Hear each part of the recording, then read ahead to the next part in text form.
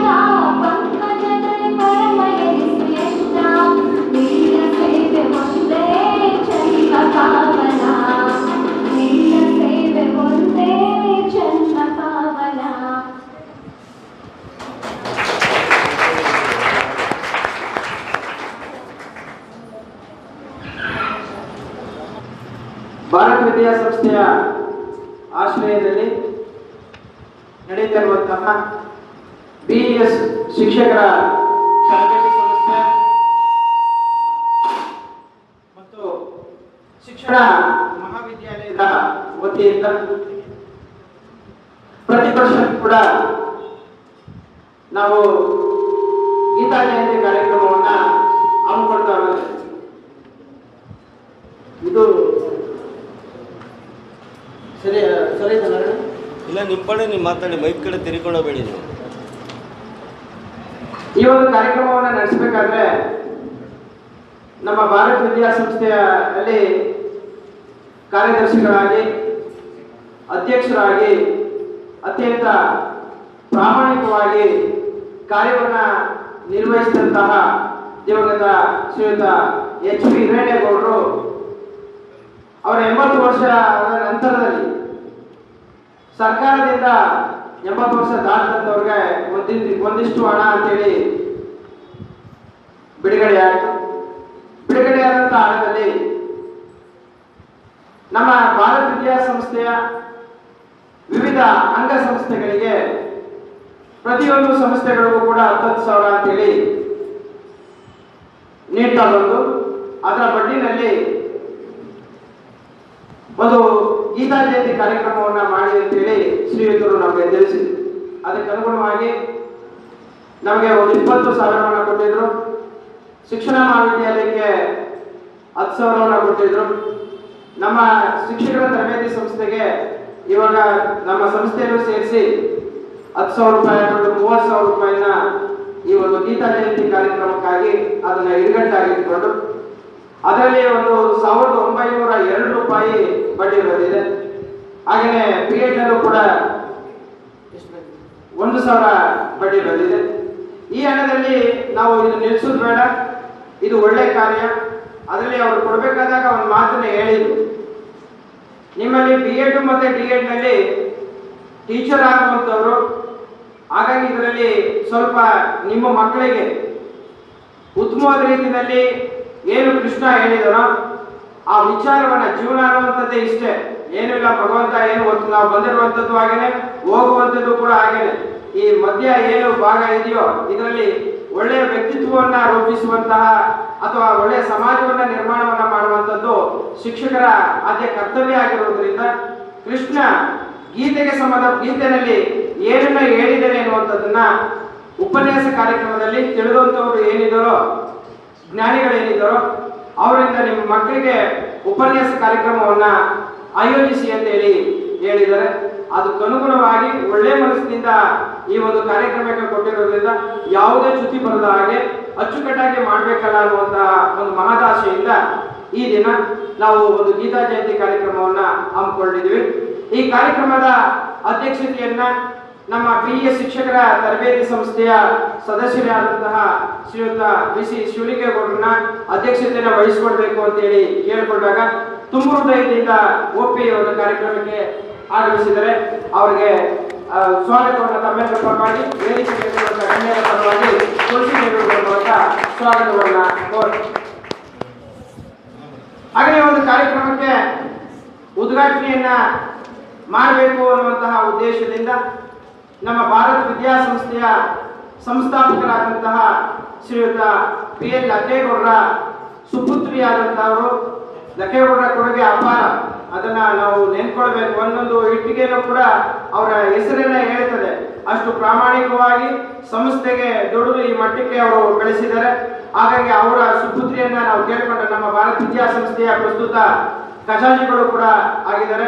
Madam, ನೀವು ಈ ಒಂದು ಕಾರ್ಯಕ್ರಮವನ್ನ ನಾವು ಮಾಡ್ತಾ ಇದ್ದೀವಿ, ತಾವು ಈ ಒಂದು ಕಾರ್ಯಕ್ರಮವನ್ನ ಉದ್ಘಾಟನೆ ಮಾಡಿಕೊಡ್ಬೇಕು ಅಂತ ಹೇಳಿ ಶ್ರೀಮತಿ PL ನಂದಿನಿ ಮೇಡಮ್ ಅವರನ್ನ ಕೇಳಿಕೊಂಡಾಗ ತುಂಬ ಹೃದಯದಿಂದ ಒಪ್ಪಿ ಒಂದು ಕಾರ್ಯಕ್ರಮಕ್ಕೆ ಆಗಮಿಸಿದ್ದಾರೆ. ಅವ್ರಿಗೂ ಕೂಡ ನಿಮ್ಮೆಲ್ಲರ ಪರವಾಗಿ, ವೇದಿಕೆ ಮೇಲಿರುವಂತಹ ಗಣ್ಯರ ಪರವಾಗಿ ತುಳಸಿ ನೀಡುವುದರ ಮೂಲಕ ಸ್ವಾಗತವನ್ನ ಕೋರ್ತೀನಿ. ಹಾಗೆ ಒಂದು ಕಾರ್ಯಕ್ರಮಕ್ಕೆ ಉಪನ್ಯಾಸ ಕಾರ್ಯಕ್ರಮವನ್ನ ನೀಡಬೇಕು ಅಂತ ಹೇಳಿ ಕುಮಾರಸ್ವಾಮಿಯ ಲೇಔಟ್ನ ಇಸ್ಕಾನ್ ಸಂಸ್ಥೆಯ ಸೆಂಟರ್ನಲ್ಲಿ ನಾನು ಸುಮಾರು ಪ್ರತಿ ವರ್ಷ ನಾವು ಕಾರ್ಯಕ್ರಮವನ್ನು ಹಮ್ಮಿಕೊಡ್ತಾ ಇರೋದ್ರಿಂದ ಅವ್ರ ಒಡನಾಟ ನಮಗೆ ಇದೆ. ಈ ರೀತಿಯಲ್ಲಿ ನಾವು ಡಿಸೆಂಬರ್ನಲ್ಲಿ ಈ ಒಂದು ಕಾರ್ಯಕ್ರಮವನ್ನು ಮಾಡಬೇಕಾಗಿತ್ತು.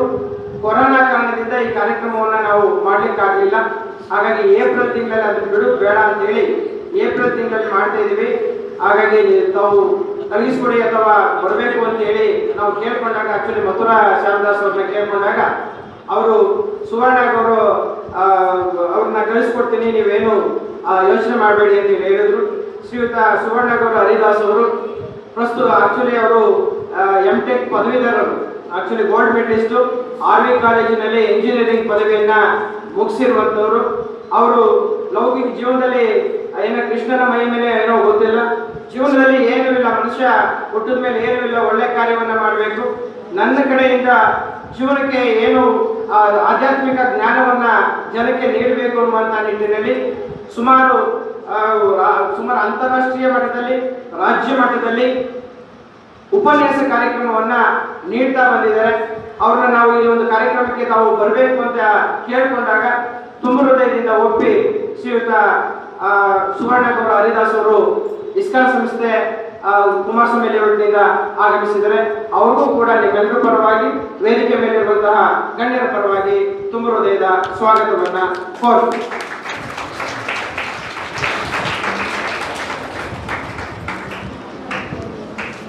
ಹಾಗೆಯೇ ನಮ್ಮ ಸೋದರ ಸಂಸ್ಥೆ ಡಿಎಡ್ ಬಿಎಡ್ ಅಂತಂದ್ರೆ ಒಂಥರ ಅಣ್ತಂದಿರು ಅನ್ನುವಂಥ ಸಂಸ್ಥೆ ಸರ್. ಈ ನಿಟ್ಟಿನಲ್ಲಿ ನಾನು ಈ ಒಂದು ಗೀತಾ ಜಯಂತಿ ಕಾರ್ಯಕ್ರಮವನ್ನು 28ನೇ ತಾರೀಕಿಗೆ ಹಮ್ಮಿಕೊಂಡಿದ್ವಿ. ಆಕ್ಚುಲಿ ಸುವರ್ಣಗೌಡವರು ನಿನ್ನೆ ಸೂರತ್ ಕಲ್ನಲ್ಲಿ ಹೋಗಿ ಅಲ್ಲಿಂದ ಈ ಒಂದು ಕಾರ್ಯಕ್ರಮಕ್ಕೆ ಇಲ್ಲಿ ಬಂದಿದ್ದಾರೆ. ಮತ್ತೆ ಸಾಯಂಕಾಲ ಮತ್ತೆ ಭುವನೇಶ್ವರಕ್ಕೆ ಹೋಗ್ತಾ ಇದ್ದಾರೆ. ಅವ್ರು ಹೇಳ್ಬೇಕಾದಾಗ ಸರ್ ನಾನು ಇದೊಂದು ದಿನ ನಾನು ನಿಮ್ಗೆ ಅವೈಲೇಬಲ್ ಇರ್ತೀನಿ, ನಾನು ಮಾಡ್ಕೊಡ್ತೀನಿ ಅಂತ ಹೇಳಿದ್ರು. ಈ ಒಂದು ಕಾರ್ಯಕ್ರಮಕ್ಕೆ ಬರ್ತೀನಿ ಅಂತ ಹೇಳಿದ್ಮೇಲೆ ಇದು ಚೇಂಜ್ ಮಾಡೋದು ಬೇಡ, ಹಾಗಾಗಿ ಅವರು ಟೈಮ್ ಕೊಟ್ಟಿದ್ದಾರೆ ಬ್ರದರ್, ಈ ಥರ ಮಾಡೋಣ ಅಂತ ಹೇಳಿದಾಗ ನೀವು ಹೂ ಅಂದಮೇಲೆ ನಾನು ಹೆಜ್ಜೆ ಹಾಕ್ತೀನಿ, ನೀವು ಮಾಡಿ ಅಂತ ಹೇಳಿ BEd ಕಾಲೇಜಿನ ಡಾಕ್ಟರ್ ಲಕ್ಷ್ಮೀನಾರಾಯಣ ಅವರು ಒಪ್ಕೊಂಡು ಈ ಒಂದು ಕಾರ್ಯಕ್ರಮಕ್ಕೆ ಆಗಮಿಸಿದ್ದಾರೆ. ಅವ್ರಿಗೂ ಕೂಡ ನಿಮ್ಮೆಲ್ಲರ ಪರವಾಗಿ, ವೇದಿಕೆ ಮೇಲೆ ಇರುವಂತಹ ಗಣ್ಯರ ಪರವಾಗಿ ತುಂಬ ಹೃದಯದ ಸ್ವಾಗತವನ್ನು ಕೋರ್ತೀನಿ.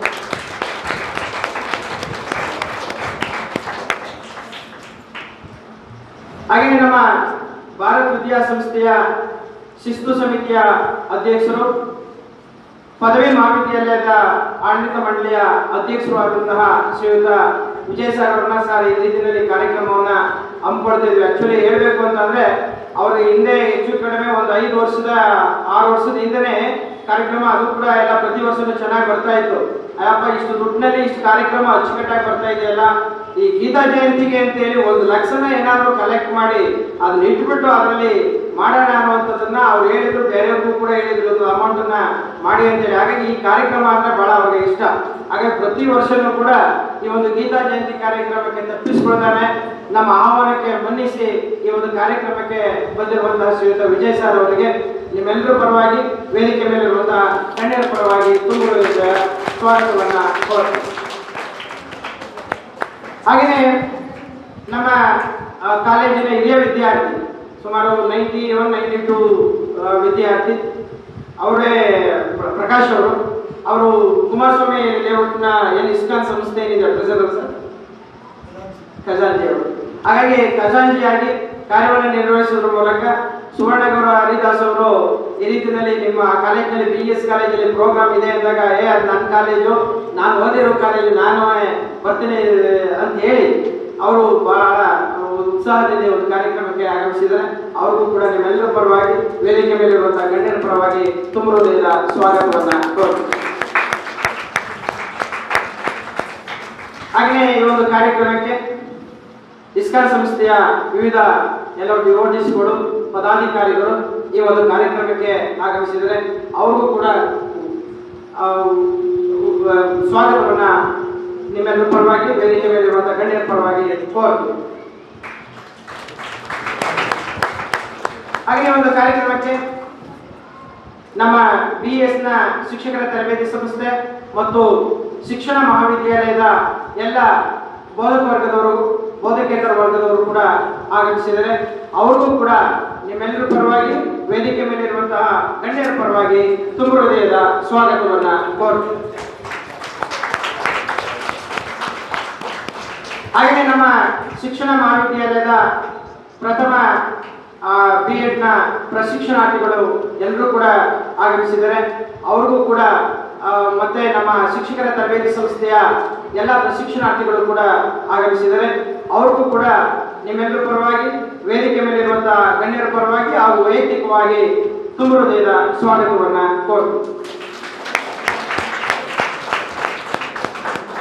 ಸ್ವಾಗತವನ್ನು ಮಾಡಲಿಕ್ಕೆ ಅವಕಾಶವನ್ನು ಮಾಡಿಕೊಟ್ಟಂತಹ ತಮ್ಮೆಲ್ಲರಿಗೂ ಕೂಡ ವಂದಿಸಿ ನಾನು ಮಾತು ಮುಗಿಸ್ತಾ ಇದ್ದೀನಿ.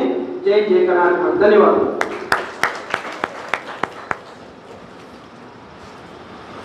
ಈ ಕಾರ್ಯಕ್ರಮದ ಸ್ವಾಗತವನ್ನು ಮಾಡಿದಂತ ನಮ್ಮ ಸಂಸ್ಥೆಯ ಪ್ರಾಂಶುಪಾಲರಾದಂಥ ಶ್ರೀಯುತ ಕೆ.ಸಿ. ಮಹೇಶ್ ಸರ್ ಅವರಿಗೆ ನಮ್ಮ ನಿಮ್ಮೆಲ್ಲರ ಪರವಾಗಿ ಹೃತ್ಪೂರ್ವಕವಾದಂಥ ಸ್ವಾಗತವನ್ನು ಕೋರ್ತಾರೆ.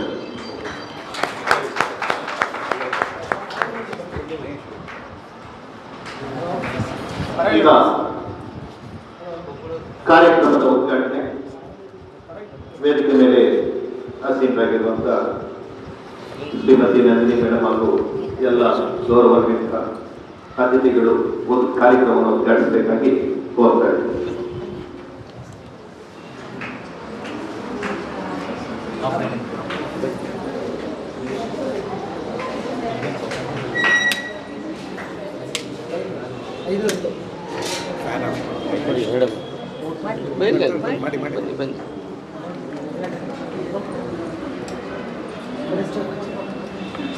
ಬನ್ನಿ ಸರ್.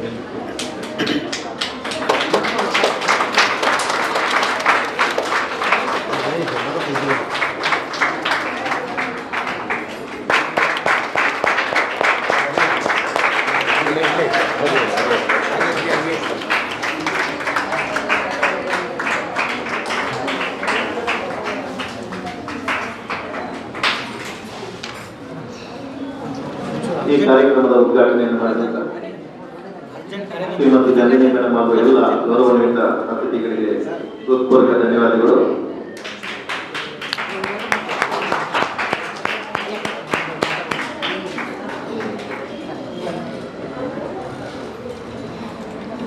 ಈಗ ಮುಖ್ಯವಾಗಿ ಕಾರ್ಯಕ್ರಮದ ಉಪನ್ಯಾಸವನ್ನು ನೀಡಿದ್ದಾರೆ ಶ್ರೀಯುತ ಸುವರ್ಣಗೌಡ ಹರಿದಾಸ್ ಅವರು ನಿಮ್ಮ ವಿಶೇಷವಾಗಿ ಭಗವದ್ಗೀತೆ ಮತ್ತು ಅದಕ್ಕೆ ಸಂಬಂಧಪಟ್ಟಂತ ವಿಶೇಷ ಉಪನ್ಯಾಸವನ್ನು ನೀಡಬೇಕಾಗಿ ತಮ್ಮಲ್ಲಿ ಕೋರ್ತಾ ಇದ್ದೇವೆ. ಸರಸ್ವತಿ ದೇವೇ ಗೌರವಾಂಶ ಇಸ್ಕಾನಿನ ಪ್ರತಿನಿತ್ಯ ಕಾರ್ಯಕ್ರಮ ಇದೆ. ವರ್ಷಕ್ಕೆ ಒಂದು ದಿನ ಮಾತ್ರವಲ್ಲ, ಪ್ರತಿದಿನ ನಮ್ಮದು ಗೀತಾ ಜಯಂತಿ, ಪ್ರತಿದಿನ ನಮ್ಮದು ಗೀತಾ ಪ್ರವಚನ ಮತ್ತು ಭಗವದ್ಗೀತೆ ಉಪನ್ಯಾಸ, ಗೀತಾ ಪಠನ ಪ್ರತಿನಿತ್ಯ ನಡೀತಾ ಇರುತ್ತೆ. ವಾಯ್ಸ್ ಕೇಳ್ತಾ ಇದೆಯಲ್ಲ ಡೈರೆಕ್ಟ್? ನೇರವಾಗಿ ಮಾತಾಡ್ತೀನಿ. ಯಾ ಸೊ ಭಗವದ್ಗೀತೆ ಸ್ವಲ್ಪ ಸೈಲೆನ್ಸ್ ಮೇಂಟೈನ್ ಮಾಡೋಕ್ಕಾಗುತ್ತೆ, ಯಾಕೆಂದರೆ ನನ್ನ ವಾಯ್ಸ್ಗೆ ಲಿಮಿಟ್ ಇದೆ. ಸೊ ಭಗವದ್ಗೀತೆ ಓದುವುದು, ಕೇಳುವುದು ಅದು ಮನಸ್ಸಿಗೆ ತುಂಬ ಆನಂದ. ಸಂಜಯ ಭಗವದ್ಗೀತೆಯಲ್ಲಿ ಅಂತಿಮ ಭಾಗದಲ್ಲಿ ಹೇಳ್ತಾನೆ, ಈ ಕೇಶವ ಮತ್ತು ಅರ್ಜುನನ ಮಧ್ಯೆ ನಡೆದಂಥ ಸಂವಾದವನ್ನು ಕೇಳ್ತಾ ಇದ್ದರೆ ಹೃಷ್ಯಾಮೀಚ ಮುಹುರ್ಮುಹು, ನನಗೆ ಆನಂದವಾಗ್ತಾ ಇದೆ, ಪದೇ ಪದೇ ಆನಂದವಾಗ್ತಾ ಇದೆ, ಒಂದೊಂದು ಶ್ಲೋಕ ಕೇಳಿದ ತಕ್ಷಣ ನನಗೆ ಆನಂದ ಆಗ್ತಾ ಇದೆ ಅಂತ ಸಂಜಯ ಧೃತರಾಷ್ಟ್ರನಿಗೆ ಹೇಳ್ತಾನೆ. ಭಗವದ್ಗೀತೆಯ ಕೇಳ್ತಾ ಇಲ್ಲ? ವಾಯ್ಸ್ ಕೇಳ್ತಾ ಇಲ್ಲ?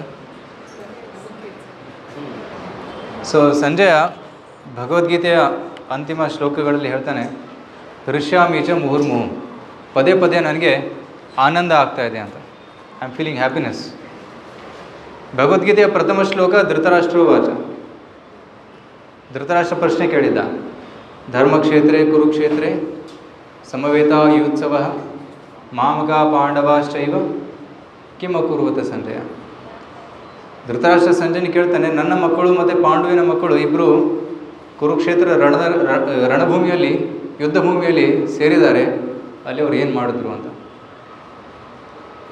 ಕೌರವರು ದುಷ್ಟರು ಮತ್ತು ಪಾಂಡವರು ಸಜ್ಜನರು. ಕೌರವರು ಇಡೀ ಜೀವನ ನೀವು ನೋಡ್ಬೋದು, ಅವ್ರ ಹಿಸ್ಟ್ರಿ, ಅವರ ಹಿಸ್ಟ್ರಿ ಏನಿತ್ತು? ಕಳ್ಳತನ ಮಾಡಿದವರು, ದೊರಡಿ ಮಾಡಿದವರು, ಬಲಾತ್ಕಾರ ಮಾಡಿದವರು, ಕೊಲೆ ಮಾಡಿದವರು, ಅದು ದೇವ್ರ history. Duryodhana for example, Dushasana. ಮತ್ತು ಈ ಕಡೆ Arjuna is very good man, pious man, ಸಜ್ಜನ. ಸೊ ಇಬ್ಬರು ಅಲ್ಲಿ ಸೇರಿಕೊಂಡ್ರು. ಅಲ್ಲಿ ಏನಾಯಿತು ಅಂತ ಪ್ರಶ್ನೆ ಕೇಳಿದ.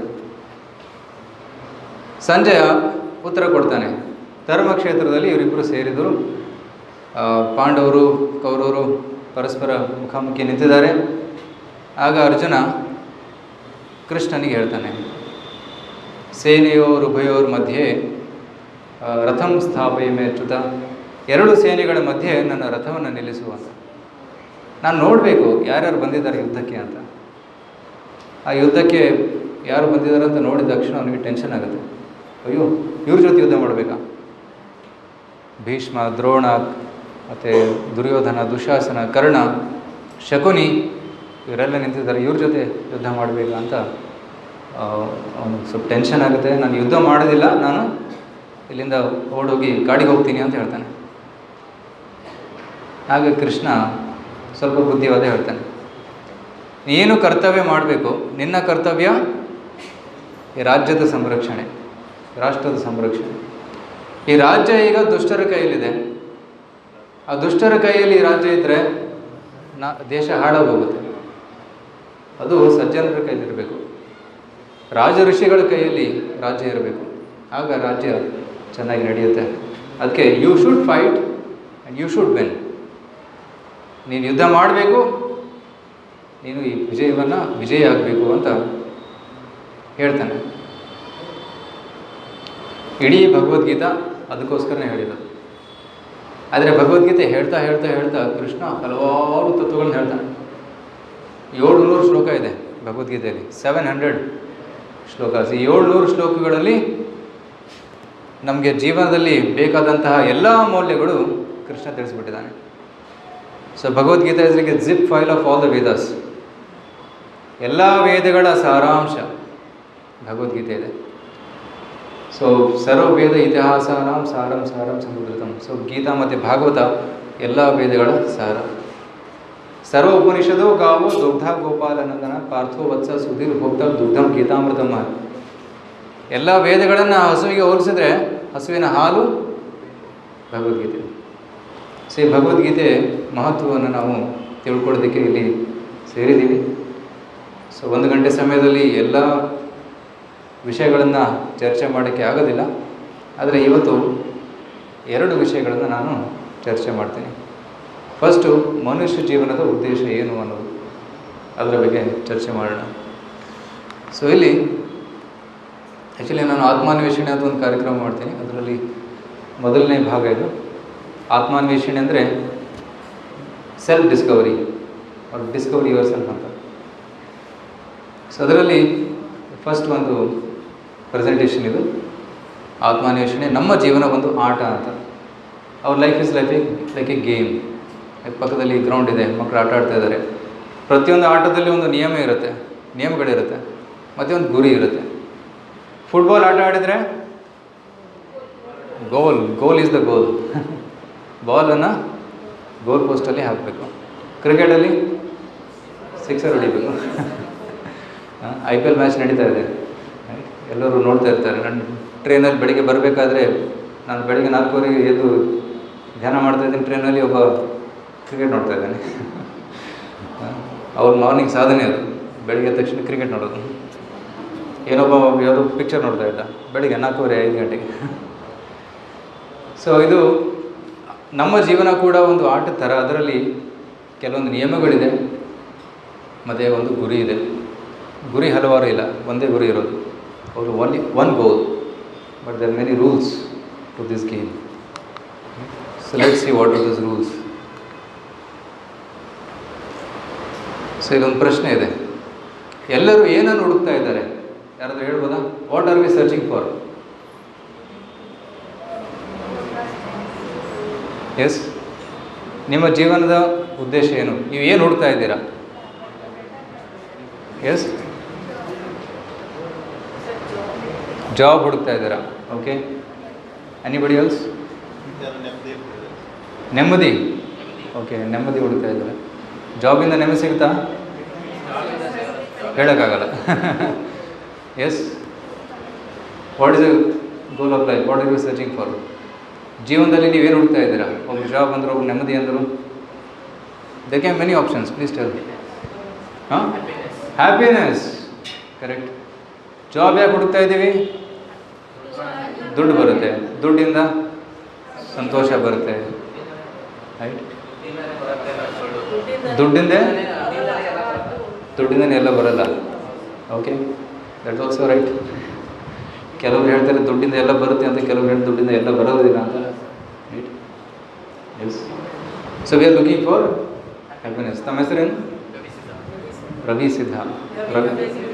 ರವಿ ಕವಿ, ಗವಿ. ಓಕೆ, ಗವಿ ಸಿದ್ಧ. ಈಗ ಅದು ಋಷಿಗಳ ಥರ ಹೆಸರಿದೆ ನಿಮ್ಮದು. ಋಷಿಗಳು ಪುರಾತನ ಕಾಲದಲ್ಲಿ ಕವಿಯಲ್ಲಿ ಕೂತ್ಕೊಂಡು ತಪಸ್ಸು ಮಾಡಿ ಸಾಕ್ಷಾತ್ಕಾರ ಪಡಿತಾ ಇದ್ರು, ಸಿದ್ಧರಾಗ್ತಾ ಇದ್ರು. ಸೊ ಅವ್ರು ಹೇಳಿರೋದು ಕರೆಕ್ಟು. ನಾವೇನು ಹುಡುಕ್ತಾ ಇದ್ದೀವಿ? ಸುಖ ಹುಡುಕ್ತಾ ಇದ್ದೀವಿ. ಕೆಲವರು ಸುಖ ಹುಡುಕ್ತಾರೆ, ವಿಧ ವಿಧದ ರೀತಿಯಲ್ಲಿ ಸುಖವನ್ನು ಪಡಿತಾರೆ. ಇಲ್ಲಿ ಮಗು ನೋಡಿ, what is this happiness? Balloon ಬೇಕು, ಆಟಿಕೆ ಸಾಮಾನು ಬೇಕು, ಅದೇ ಅವನಿಗೆ ಸುಖ. ಇನ್ನಷ್ಟು ದೊಡ್ಡದಾದಮೇಲೆ ಸೈಕಲ್ ಬೇಕು, ಇನ್ನಿಷ್ಟು ದೊಡ್ಡವನಾದಮೇಲೆ ಆಟ ಆಡಬೇಕು, ಫುಟ್ಬಾಲ್ ಆಡಬೇಕು, ಸ್ಪೋರ್ಟ್ಸ್ ಸ್ಟಾರ್ ಆಗಬೇಕು. ಇನ್ನಷ್ಟು ದೊಡ್ಡವನಾದಮೇಲೆ ಇನ್ನಿಷ್ಟು ದೊಡ್ಡವನಾದಮೇಲೆ ದುಡ್ಡು ಬೇಕು, ಆಮೇಲೆ ಮೊಮ್ಮಕ್ಕಳು ಬೇಕು. ಸೊ ಪ್ರತಿಯೊಬ್ಬರು ಸುಖಕ್ಕಾಗಿ ಹುಡುಕ್ತಾ ಇದ್ದಾರೆ, ರೈಟ್? ಸೊ ಹರಿದಾಸರು ಒಂದು ಹಾಡು ಹಾಡ್ತಾರೆ, ಎಲ್ಲರೂ ಮಾಡುವುದು ಹೊಟ್ಟೆಗಾಗಿ, ಏನು ಬಟ್ಟೆಗಾಗಿ. ಸೊ ಯಾಕೆಂದರೆ ಅದರಲ್ಲಿ ಸುಖ ಸಿಗುತ್ತೆ ಅಂತ ಅವ್ರಿಗೆ ನಾನು. ಆದರೆ ಪುರಂದರದಾಸರು ಹೇಳ್ತಾರೆ, ನಾನು ನಿನ್ನ ನಾಮಸ್ಮರಣೆ ಮಾಡ್ತೀನಿ, ದೇವರನ್ನು ನೆನೆಯುವುದು ಸುಖಕ್ಕಾಗಿ, ಆನಂದಕ್ಕಾಗಿ ಅಂತ, ರೈಟ್? ಈ ಎಲ್ಲ ವಸ್ತುಗಳಲ್ಲಿ ಸ್ವಲ್ಪ ಆನಂದ, ಕ್ಷಣಿಕ ಆನಂದ ಸಿಗುತ್ತೆ. ಸೊ ಇವನು ಬಲೂನ್ ಬೇಕು, ಇವನಿಗೆ ದೊಡ್ಡವನಾದ್ಮೇಲೆ ಬಲೂನ್ ಬೇಕು ಯಾರಿಗಾದ್ರು? Anybody here wants balloon? So ಸುಖದ ಡೆಫಿನೇಷನ್ ಬದಲಾಗ್ತಾ ಇದೆ. ಹೆಜ್ಜೆ ಹೆಜ್ಜೆಗೂ ವರ್ಷ ಕಳೆದಂಗೆ ಆ ಒಂದು ಸುಖದ ವಸ್ತು, ವಿಷಯ ವಸ್ತು ಬದಲಾಗ್ತಾ ಇದೆ. ಒಬ್ಬ ವ್ಯಕ್ತಿಗೆ ಅನಿಸುತ್ತೆ, ಸ್ಕೂಲ್ ಹುಡುಗನಿಗೆ ತಂದೆ ತಾಯಿ ಹೇಳ್ತಾರೆ, ಮಗನೇ ಚೆನ್ನಾಗಿ ಓದಬೇಕು, ಫಸ್ಟ್ ರ್ಯಾಂಕ್ ಬರಬೇಕು. ಫಸ್ಟ್ ರ್ಯಾಂಕ್ ಬಂದರೆ ಸಂತೋಷವಾಗಿರ್ತೀಯ. ಅವ್ನು ಕೆಲಸ ಮಾಡ್ತಾನೆ, ಓದ್ತಾನೆ, ಫಸ್ಟ್ ರ್ಯಾಂಕ್ ಬರುತ್ತೆ. ಆಮೇಲೆ ಮಗನೇ CET ಕ್ರ್ಯಾಕ್ ಮಾಡಬೇಕು, CET ಅಥವಾ ಕಾಂಪಿಟೇಟಿವ್ ಎಕ್ಸಾಮಲ್ಲಿ ಫಸ್ಟ್ ರ್ಯಾಂಕ್ ಬರಬೇಕು. ಆಮೇಲೆ ಒಂದು ಒಳ್ಳೆ ಕಾಲೇಜಲ್ಲಿ ಅಡ್ಮಿಷನ್, ಜಸ್ಟ್ ಅಡ್ಮಿಷನ್ ತಗೋ, ಸುಖವಾಗಿರ್ತೀಯ. ಅಡ್ಮಿಷನ್ ತೊಗೊಂಡ್ಮೇಲೆ ಇನ್ನಿಷ್ಟು ಓದು, ಒಳ್ಳೆ ಜಾಬ್ ತಗೋ, ಸುಖವಾಗಿರ್ತೀಯ. ಒಳ್ಳೆ ಜಾಬ್ ಬಂದಮೇಲೆ ಪ್ರಮೋಷನ್ ಬೇಕು. ಸೊ ಇನ್ನೊಂದು ಹೆಜ್ಜೆ ಪ್ರಮೋಷನ್ ಸಿಕ್ಕ ಮೇಲೆ ಒಳ್ಳೆ ಹೆಂಡತಿ ಬೇಕು, ಒಳ್ಳೆ ಗಂಡ ಬೇಕು, ಮದುವೆ ಆಗಬೇಕು. ಸೊ ನೆಕ್ಸ್ಟ್ ಆಮೇಲೆ ಮಕ್ಕಳು ಬೇಕು, ಮನೆ ಕಟ್ಟಬೇಕು, ವೆಹಿಕಲ್ ಬೇಕು, ಅಟ್ಲೀಸ್ಟ್ 4 ವೀಲರ್ ಬೇಕು. ಆಮೇಲೆ ಆಸ್ತಿ, ಪ್ರಾಪರ್ಟಿ ಮಾಡಬೇಕು, ಅದೊಂದು ಲ್ಯಾಂಡ್ ತಗೋಬೇಕು. ಮಕ್ಕಳಿಗೆ ಒಳ್ಳೆ ಎಜುಕೇಷನ್, ಮಕ್ಕಳಾಯಿತು, ಮಕ್ಕಳಿಗೆ ಒಳ್ಳೆ ಎಜುಕೇಷನ್, ಮತ್ತು ಸೈಕಲ್ ರಿಪೀಟ್ಸ್. ನಿಮಗೋಸ್ಕರ ಏನೇನು ಮಾಡಿದ್ರಲ್ಲ ಅದು ಸೈಕಲ್ ರಿಪೀಟ್ ಆಗೈತೆ.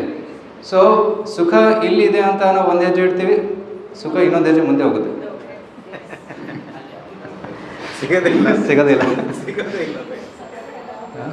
ಕುತ್ರಾಶಿಷ ಶ್ರುತಿ ಸುಖ ಮೃಗತೃಷ್ಣಿ ರೂಪ. ಶ್ರೀಮದ್ ಭಾಗವತದಲ್ಲಿ ಪ್ರಹ್ಲಾದ್ ಮಹಾರಾಜ್ ಹೇಳ್ತಾನೆ, ಈ ಶ್ಲೋಕದಲ್ಲಿ ಏನು ಹೇಳ್ತಾನೆ? ಶ್ರುತಿ ಸುಖ ಮೃಗತೃಷ್ಣಿ ರೂಪ. ಈ ಜಗತ್ತಿನಲ್ಲಿ ಜನರು ಸುಖ ಅನ್ನುವ ಶಬ್ದ ಕೇಳಿದ್ದಾರೆ, ಅನುಭವಿಸಿಲ್ಲ, ಯಾರೂ ಅನುಭವಿಸಿಲ್ಲ ಅಂತ. ಅದು ಹೇಗೆ ಮರೀಚಿಕೆ ಥರ, ಮರುಭೂಮಿಯಲ್ಲಿ ನೀರು ಕಾಣುತ್ತೆ, ಆ ನೀರಿನ ಹತ್ತಿರ ಹೋದರೆ ನೀರು ಅಲ್ಲೂ ಹೋಗಿರುತ್ತೆ, ರೈಟ್? ಸೊ ಅದು ಮರೀಚಿಕೆ, ಇರ್ತಕ್ಕೆ ಮಿರಾಜ್, ರೈಟ್? ಅರ್ಥ ಆಗ್ತಾ ಇದೆಯಾ? ಸೊ ಎಲ್ಲರೂ ಹುಡುಕ್ತಾ ಇದ್ದಾರೆ ಸುಖದಲ್ಲಿ. ಹೌದು, I don't know what happens they get in these things.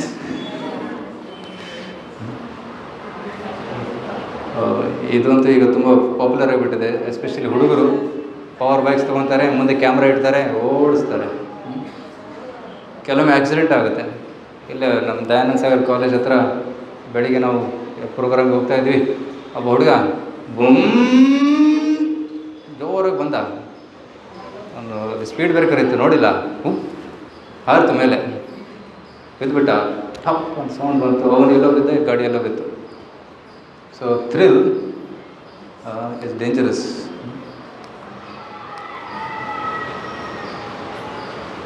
ಕೆಲವರು ಆಟ ಆಡ್ತಾರೆ.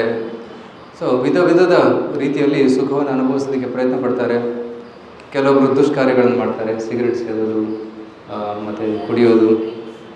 ಈಗ ಎಸ್ಪೆಷಲಿ ಡ್ರಗ್ಸ್ ಜಾಸ್ತಿ ಆಗ್ತದೆ ಯುವಕರಲ್ಲಿ, ಎಸ್ಪೆಷಲಿ ನಾರ್ತಲ್ಲಿ ತುಂಬ ಜಾಸ್ತಿ ಆಗ್ತದೆ ಅಂತೆ. ಸೊ ಎಸ್ಪೆಷಲಿ ಪಂಜಾಬ್, ಹರಿಯಾಣ, ದೋಸ್ ಪ್ಲೇಸಸ್. ಕರ್ನಾಟಕದಲ್ಲೂ ಬರ್ತಾಯಿದೆ. ನಾನು ತುಂಬ ಕಾಲೇಜಸ್ಸಲ್ಲಿ ಹೋಗ್ತೀನಿ, ಎಲ್ಲ ಕಡೆ ಕೇಳ್ತೀನಿ, ಈ ಕಾಲೇಜಲ್ಲಿ ಒಬ್ಬ ಹುಡುಗನ ಹತ್ರ 1 kg ಗಾಂಜಾ ಸಿಕ್ತು, ಅವರನ್ನು ಜೈಲಲ್ಲಿ ಹಾಕಿದ್ರು ಅಂತ ನ್ಯೂಸ್. ಟಾಪ್ ಕಾಲೇಜ್, ಚಿಕ್ಕ ಪುಟ್ಟ ಕಾಲೇಜಲ್ಲ, ಎಷ್ಟು ಟಾಪ್ ಕಾಲೇಜು ಅಷ್ಟು ಟಾಪ್ ಕಾಲೇಜಲ್ಲಿ ಹೆಚ್ಚು ಪ್ರಮಾಣದಲ್ಲಿ ಇದು ನಡೀತಾ ಇದೆ. ಸುಮಾರು 25% ಯುವಕರು, ಹಾಸ್ಟೆಲಲ್ಲಿರುವಂಥ ಯುವಕರು ಇದಕ್ಕೆ ಒಳಗಾಗಿದ್ದಾರೆ, ಮಾತುಕತೆಗೆ ಬಲಿಯಾಗಿದ್ದಾರೆ. ಇದು ಸತ್ಯ.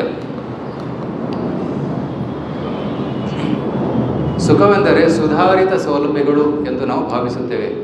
ಇದರಲ್ಲಿ ಆಹಾರದಲ್ಲಿ, ನಿದ್ರೆಯಲ್ಲಿ,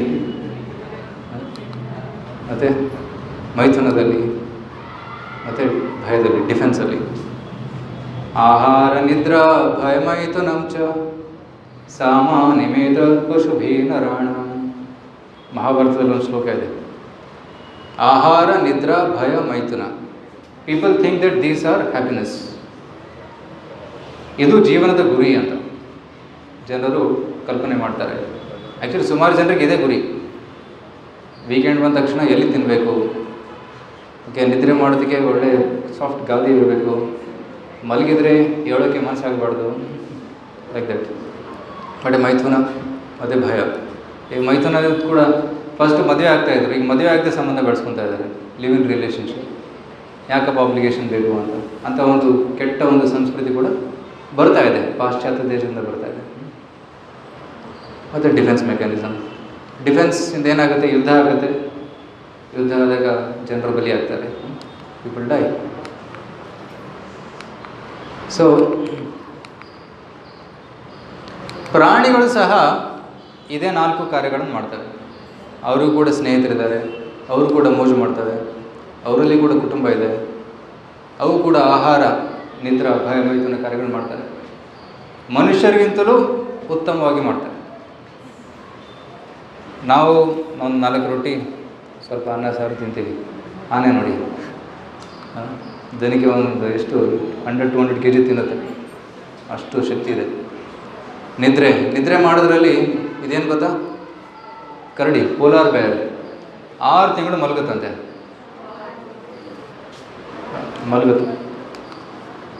ಮೈಥುನದಲ್ಲಿ ಪಾರಿವಾಳ ಗಂಟೆಗೆ 20 ಸಲ ಮೈಥುನ ಮಾಡ್ಬೋದು. ಮತ್ತು ಭಯ, ಡಿಫೆನ್ಸ್ ಮಾಡೋದ್ರಲ್ಲಿ ಪ್ರಾಣಿಗಳು ಬಲಶಾಲಿಗಿದೆ, ರೈಟ್. ಟೈಗರ್ ಹ್ಯಾಸ್ ಕ್ಲಾಸ್, ಆನೆಗೆ ಕೋರೆಗಳಿದೆ, ರೈಟ್. ಪ್ರತಿಯೊಂದು ಪ್ರಾಣಿಗೂ ಡಿಫೆನ್ಸ್ ಮೆಕ್ಯಾನಿಸಮ್ ಇದೆ. ನಮಗಿಂತಲೂ ಅವರು ಈ 4ರಲ್ಲಿ ಉತ್ತಮ ಏನಂತಾರೆ ಫೆಸಿಲಿಟೀಸ್ನ ಪಡೆದಿದ್ದಾರೆ, ರೈಟ್. ಸೊ ಆಹಾರ ನಿದ್ರಾ ಭಯ ಮತ್ತು ಮೈಥುನ ಮಾನವರು ಮತ್ತು ಪ್ರಾಣಿಗಳಲ್ಲಿ ಸಾಮಾನ್ಯವಾಗಿದೆ. Both are same. ಅವರು ಮಲ್ಕೊತಾರೆ, ನಾವು ಮಲ್ಕೊತೀವಿ, ಅವರು ತಿಂತಾರೆ, ನಾವು ತಿಂತೀವಿ. ಅವರು ಮೈಥುನ ಮಾಡ್ತಾರೆ, ಮನುಷ್ಯರು ಮೈಥುನ ಮಾಡ್ತಾರೆ. ಪ್ರಾಣಿಗಳು ಮತ್ತು ಮನುಷ್ಯರು ಇಬ್ಬರು ಯುದ್ಧ ಮಾಡ್ತಾರೆ. ಈ 2ರಲ್ಲಿ ಇದನ್ನು ನೋಡಿದರೆ ಮಾನವ ಮತ್ತು ಪ್ರಾಣಿಗಳ ನಡುವಿನ ವ್ಯತ್ಯಾಸವೇನು ಅಂತ ಪ್ರಶ್ನೆ ಬರುತ್ತೆ. ಮನುಷ್ಯ ಮತ್ತು ಪ್ರಾಣಿಗಳಲ್ಲಿ ವ್ಯತ್ಯಾಸ ಏನು? ಓಕೆ, ಅವ್ರು ಹೇಳ್ತಾ ಇದ್ದಾರೆ ನಾವು ಮಾತಾಡ್ತೀವಿ, ಅವರು ಮಾತಾಡ್ತಾರೆ, ಬೌ ಅಂತ, ಮೇವು ಅಂತ ಬೆಕ್ಕು ಮಾತಾಡಿದೆ. ಎಸ್, ಆಲೋಚನೆ. ಪ್ರಾಣಿಗಳು ಆಲೋಚನೆ ಮಾಡೋದಿಲ್ಲ, ಮುಂದಾಲೋಚನೆ ಮಾಡಲ್ಲ. Okay, you are close to the answer. ಅವರು ಆಲೋಚನೆ ಮಾಡ್ತಾರೆ. ಬೆಕ್ಕು ಹಾಲು ಕೊಡಬೇಕಾದ್ರೆ ಹೆಜ್ಜೆ ಇಡುತ್ತೆ, ನೋಡುತ್ತೆ ಯಾರು ಇದ್ರಿದ್ದಾರೆ ಅಂತ.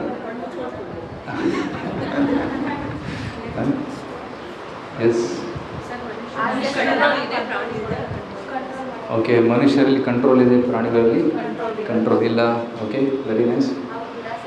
ಹಾಂ, ಅವರು ದುರಾಸೆ ಪಡಲ್ಲ, ಮನುಷ್ಯನಲ್ಲಿ ದುರಾಸೆ ಇದೆ.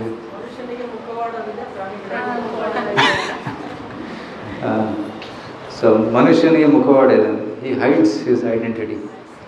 ಸುಳ್ಳು ಹೇಳ್ತಾನೆ, ಅದರ ಪ್ರಾಣಿಗಳು ಆ ರೀತಿ ಹೇಳಲ್ಲ. Okay, I am getting more close. ತುಂಬ ಹತ್ತಿರ ಬರ್ತಾ ಇದ್ದೀರಾ. ಒಂದು ಅತಿ ಮುಖ್ಯವಾದಂಥ ವ್ಯತ್ಯಾಸ ಇದೆ ಮನುಷ್ಯರು ಮತ್ತು ಪ್ರಾಣಿಗಳಲ್ಲಿ. ಪ್ರಾಣಿಗಳಿಗೆ ಬೇಕಿದ್ದಾಗ ಮಾತ್ರ ಅವರು ಒಂದ್ಸಲ ಊಟ ಮಾಡೋದು ಅವಶ್ಯಕತೆಗೆ ಅನುಗುಣವಾಗಿರ್ತವೆ ಸರ್. ಹಾ. ಅವಶ್ಯಕತೆಗೂ ಮೀರಿ ಇನ್ನೊಂದು ಮಾಡಬೇಕು. ಓಕೆ, ನೀವು ಒಂದು ಚೀಲ ಅಕ್ಕಿ ರಸ್ತೆಯಲ್ಲಿ ಇಡಿ, ಒಂದು ಕ್ಯಾಮ್ರಾ ಹಿಡಿ, ಅಲ್ಲಿ ನೋಡ್ತಾ ಇರಿ ಏನಾಗುತ್ತೆ ಅಂತ. ಅಕ್ಕಿ ಬರುತ್ತೆ, ಒಂದು ಕಾಳು ತಿನ್ನಿತೆ ಹೋಗುತ್ತೆ. ಹಸು ಬರುತ್ತೆ, ಒಂದು ಸ್ವಲ್ಪ ತಿನ್ನಿತೆ ಹೋಗುತ್ತೆ. ಮನುಷ್ಯ ನೋಡ್ತಾನೆ ಎತ್ಕೊಂಡು ಹೋಗುತ್ತೆ.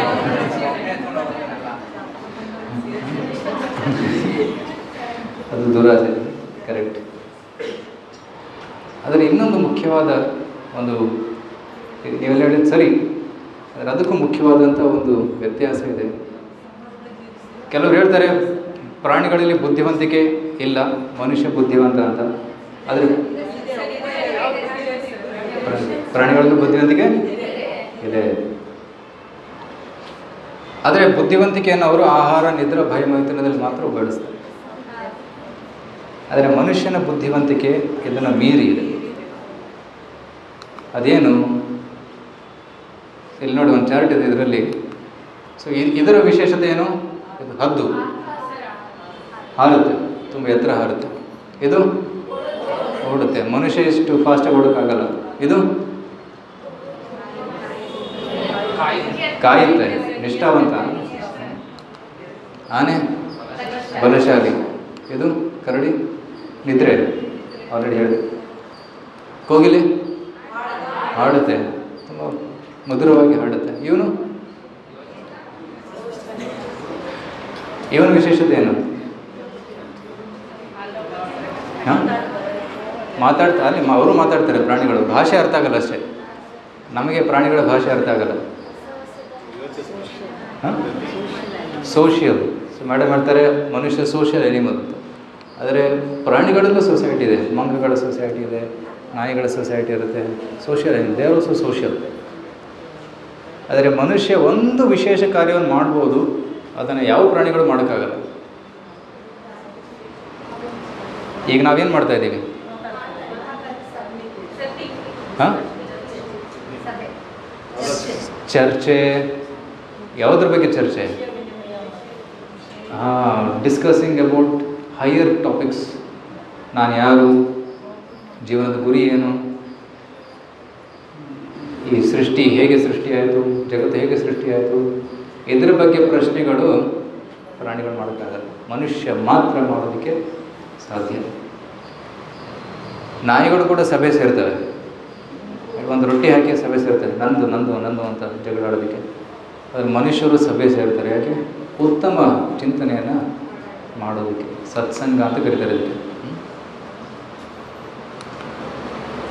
ಆಹಾರ, ನಿದ್ರೆ, ಮೈಥುನ ಮತ್ತು ಭಯದಲ್ಲಿ ಪ್ರಾಣಿಗಳಿಗೆ ತರ್ಕಬದ್ಧ ಶಕ್ತಿ ಮತ್ತು ಬುದ್ಧಿವಂತಿಕೆ ಇದೆ. ಪ್ರಾಣಿಗಳು ಈ 4 ಕಾರ್ಯಗಳಲ್ಲಿ ಮನುಷ್ಯರಿಗಿಂತ ಉತ್ತಮ. ಆದರೆ ಮಾನವರು ಆಧುನಿಕ ತಂತ್ರಜ್ಞಾನವನ್ನು ಹೊಂದಿದ್ದಾನೆ ಅಂತ ಅವರು ಹೇಳ್ಬೋದು. ಆದರೆ ತಂತ್ರಜ್ಞಾನ ಉಪಯೋಗಿಸಿ ಏನು ಮಾಡ್ತಾನೆ? ಆಹಾರ, ನಿದ್ರೆ, ಭಯ, ಮೈಥುನ ಮಾಡ್ತಾನೆ. ರೈಟ್. ಇಷ್ಟೆಲ್ಲ ತಂತ್ರಜ್ಞಾನ ಹೆಚ್ಚಾದರೂ ಕೂಡ ನೋಡಿ, ಅಸಮಾಧಾನರಾಗಿದ್ದಾರೆ, ಆತಂಕದಿಂದ ತುಂಬಿದ್ದಾರೆ, ಒತ್ತಡದಲ್ಲಿದ್ದಾರೆ, ಟೆನ್ಷನ್, ಡಿಪ್ರೆಷನ್, ಖಿನ್ನತೆಗೊಳಗಾಗಿದ್ದಾರೆ, ಮತ್ತು ಎಲ್ಲಕ್ಕಿಂತ ಹೆಚ್ಚಾಗಿ ಅತೃಪ್ತರಾಗಿದ್ದಾರೆ. ಟೆಕ್ನಾಲಜಿ ಇದೆ, ನಾವು ಸೋಷಿಯಲ್ ಮೀಡಿಯಾ ಬಂತು, ವಾಟ್ಸ್ಯಾಪ್, ಫೇಸ್ಬುಕ್, ಇನ್ಸ್ಟಾಗ್ರಾಮ್ ಇದೆಲ್ಲ ಬರ್ತಾ ಇದೆ. ಅದರಿಂದ ಶಾಂತಿ ಇದೆಯಾ ಮನಸ್ಸಿಗೆ? ಜಾಸ್ತಿ ಡಿಸ್ಟರ್ಬೆನ್ಸ್ ಆಗ್ತಾಯಿದೆ. ತುಂಬ ಜನರು ಕಾನ್ಸಂಟ್ರೇಟ್ ಮಾಡೋಕ್ಕೆ ಆಗ್ತಾಯಿಲ್ಲ. ಅವ್ರ ಮಾರ್ಕ್ಸ್ ಕಮ್ಮಿ ಆಗ್ತಾಯಿದೆ, ಮೆಮೊರಿ ಪವರ್ ಕಮ್ಮಿ ಆಗ್ತಾಯಿದೆ, ಕಾನ್ಸಂಟ್ರೇಷನ್ ಕಮ್ಮಿ ಆಗ್ತಾಯಿದೆ. ಕರೆಕ್ಟ್? ತುಂಬ ಜನ ಹೌದು ಅಂತ ಹೇಳ್ತಾ ಇದ್ದಾರೆ. ಎಸ್ ಆನೋ? ಎಸ್. ಇಲ್ಲ ಅಷ್ಟೇ ಅಲ್ಲ, ಎಲ್ಲ ಕಾಲೇಜಲ್ಲೂ ಕೂಡ ನಾನು ಯಾವ ಸ್ಕೂಲಿಗೆ ಹೋಗ್ತೀನಿ, ಕಾಲೇಜ್ ಹೋಗ್ತೀನಿ, ಎಲ್ಲ ಕಡೆ ಇದೆ ಪ್ರಾಬ್ಲಮ್. ತುಂಬ ಜನ ಪ್ರಾಂಶುಪಾಲರು ಹೇಳ್ತಾಯಿದ್ರು, ಸರ್ ಈ ಲಾಕ್ಡೌನಲ್ಲಿ ಎಲ್ಲ ವೇಸ್ಟ್ ಆಯಿತು ಸರ್, ಆನ್ಲೈನ್ ಕ್ಲಾಸ್ ಕೊಟ್ಟಿದ್ದೆಲ್ಲ ವೇಸ್ಟ್ ಸರ್, ಮತ್ತೆ ಕಲಿಸ್ಬೇಕಾಗ್ತಾಯಿದೆ. ಯಾಕೆಂದರೆ ನೋ ರಿಟೆನ್ಷನ್. ಝೂಮ್ ಮುಂದೆ ಕೂತಿದ್ದಾರೆ, ಪಕ್ಕದಲ್ಲಿ ಏನೋ ಮಾಡ್ತಾಯಿದ್ದಾರೆ. ರೈಟ್? So distraction. ತಾಂತ್ರಿಕ ಪ್ರಗತಿಯು ಹೃದಯಕ್ಕೆ ನಿಜವಾದ ಸಂತೋಷವನ್ನು ನೀಡದೆ ಆಹಾರ, ನಿದ್ರೆ, ಭಯ, ಮೈಥುನ ಮತ್ತು ಭಯದ ಉತ್ತಮ ಐಷಾರಾಮಿಗಳನ್ನು ಆನಂದಿಸಲು ಮನುಷ್ಯನಿಗೆ ಸಹಾಯ ಮಾಡುತ್ತದೆ. ರೈಟ್? ಪ್ರಾಣಿಗಳಲ್ಲಿ ಗಲಭೆಗಳಿಲ್ಲ, ಆತ್ಮಹತ್ಯೆ ಇಲ್ಲ, ರೈಟ್? ಡೈವೋರ್ಸ್ ಇಲ್ಲ, ಮಾದಕ ದ್ರವ್ಯ ಸೇವನೆ ಇಲ್ಲ. ಅದರ ಮನುಷ್ಯನಲ್ಲಿ ಇದೆಲ್ಲ ಕಂಡು ಬರುತ್ತೆ. ಹಾಗಾದರೆ ಮನುಷ್ಯ ಪ್ರಾಣಿಗಳಿಂದ ಶ್ರೇಷ್ಠ ಹೇಗೆ ಅಂತ ಪ್ರಶ್ನೆಗೆ ಉತ್ತರವನ್ನು ಈ ಶ್ಲೋಕದಲ್ಲಿ ಕೊಟ್ಟಿದ್ದಾರೆ. ಭಗವದ್ಗೀತೆ ಮಹಾಭಾರತದ ಒಂದು ಭಾಗ. ಸೊ ಇದು ಶ್ಲೋಕ ಕೂಡ ಮಹಾಭಾರತದಲ್ಲಿ ಬರುತ್ತೆ. ಆಹಾರ ನಿದ್ರಾ ಭಯಮೈತು ನಂಚ ಸಾಮಾನ್ಯಮೇತ ಪಶುಭಿ ನರಾಣ ಧರ್ಮೋ ಹಿ ದೇಶಾಂ ಅಧಿಕೋ ವಿಶೇಷೋ ಧರ್ಮೇಣ ಹೀನ ಪಶುಭಿ ಸಮಾನ. ಧರ್ಮೋ ಹಿ ತೇಷಾಂ ಅಧಿಕೋ ವಿಶೇಷೋ. ಮನುಷ್ಯನ ವಿಶೇಷತೆ ಏನು? ಧರ್ಮಾಚರಣೆ ಮಾಡೋದು. ಧರ್ಮೇಣ ಹೀನ ಪಶುಭಿ ಸಮಾನ. ಮನುಷ್ಯ ಧರ್ಮವನ್ನು ಬಿಟ್ಬಿಟ್ರೆ ಅವನು ಪಶು ಸಮಾನ ಅಂತ ಹೇಳ್ತಾರೆ. ಧರ್ಮ ಅಂದರೆ ಏನು? ಧರ್ಮ ಅಂದ ತಕ್ಷಣ ತಲೆಗೆ ಬರುತ್ತೆ ಹಿಂದೂ, ಮುಸ್ಲಿಂ, ಕ್ರಿಶ್ಚಿಯನ್, ಅದು ಇದು ಜಾತಿಗಳು, ಪಂಥಗಳು. ಧರ್ಮ ಅಂದರೆ ನಂಬಿಕೆ ಅಂತ ಹೇಳ್ತಾರೆ. ಧರ್ಮ ಅಂದರೆ ಏನು? ಧರ್ಮ ಅಂದರೆ ಆ ಒಂದು ವ್ಯಕ್ತಿಯ ಅಥವಾ ಪದಾರ್ಥದ ಒಂದು ಗುಣ. ಇನ್ನಿಷ್ಟು ಸರಳವಾಗಿ ಹೇಳಬೇಕಂದ್ರೆ ಸಕ್ಕರೆ ಇದೆ. ಸಕ್ಕರೆ ಧರ್ಮ ಏನು? ಉಪ್ಪಿನ ಧರ್ಮ ಉಪ್ಪು. ನೀರಿನ ಧರ್ಮ ಹರಿಯೋದು, ಟ್ರಾನ್ಸ್ಪರೆಂಟ್, ಇಟ್ ಫ್ಲೋಸ್. ಅದೇ ರೀತಿ ಆತ್ಮದ ಧರ್ಮ ಏನು? ಆತ್ಮದ ಧರ್ಮ ಭಗವಂತನ ಭಕ್ತಿ ಸೇವೆ ಮಾಡುವುದು, ಭಗವಂತನ ಸೇವೆಯಲ್ಲಿ ತೊಡಗುವುದು ಆತ್ಮದ ಧರ್ಮ. ಸೊ ಮನುಷ್ಯ ಭಗವಂತನ ಸೇವೆಯಲ್ಲಿ ತೊಡಗುವುದು.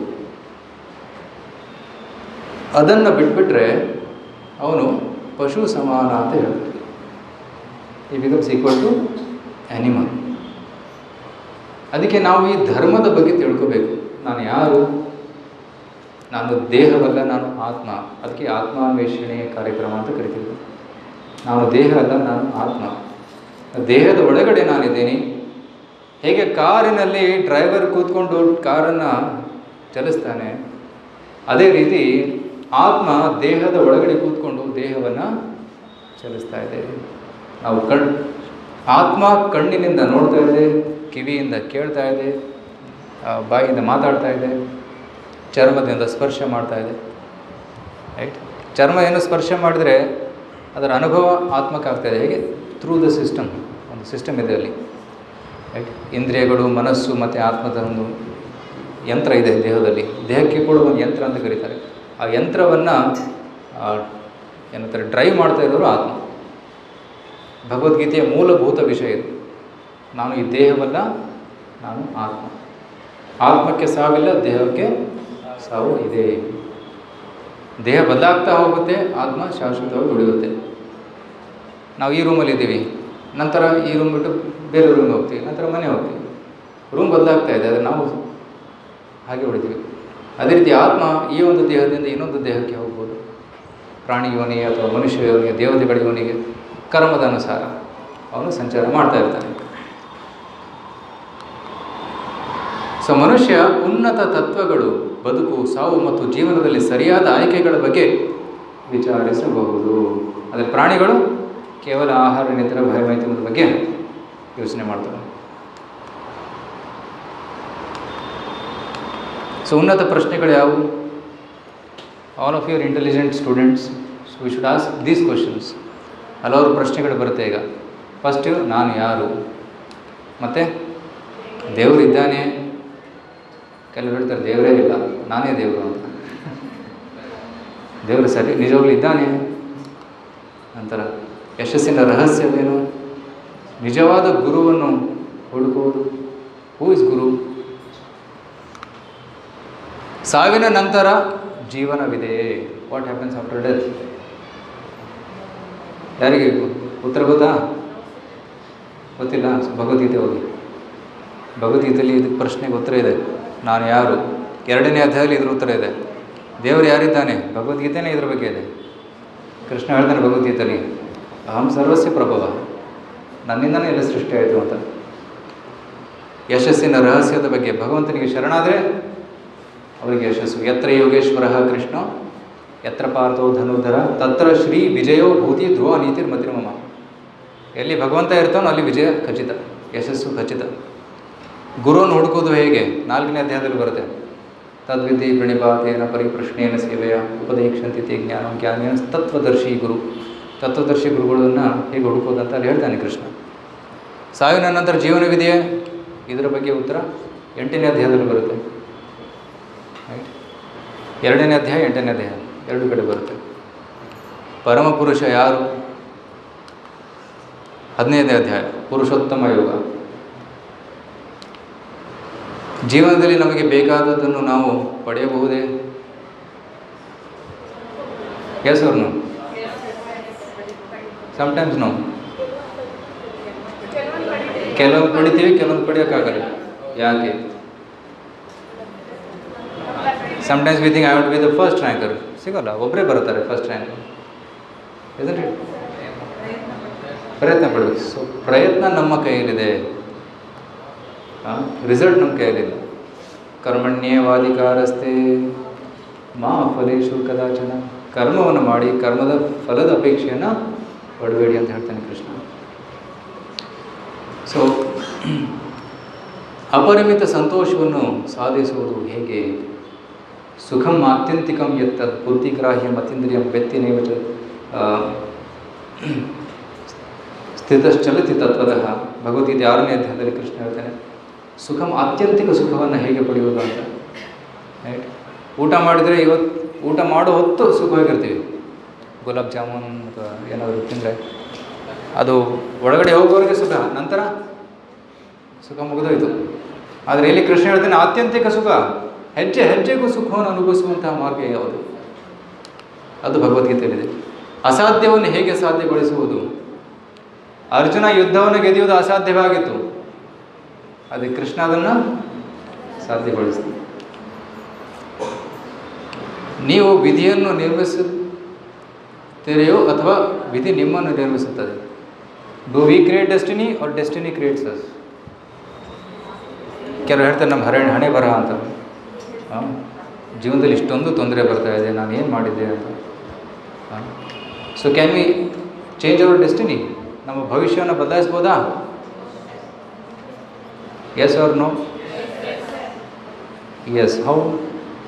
ಭಗವದ್ಗೀತೆಯಲ್ಲಿದೆ, ಸರ್ವಧರ್ಮಾನ್ ಪರಿತ್ಯಜ್ಯ ಮಾಮೇಕಂ ಶರಣಂ ವ್ರಜ ಅಹಂ ತ್ವಾಂ ಸರ್ವಪಾಪೇಭ್ಯೋ ಮೋಕ್ಷಯಿಷ್ಯಾಮಿ ಮಾ ಶುಚಃ. ಕೃಷ್ಣ ಹೇಳ್ತಾನೆ ನನಗೆ ಶರಣಾದರೆ ನಿನ್ನ ವಿಧಿ ಬದಲಾಗುತ್ತೆ.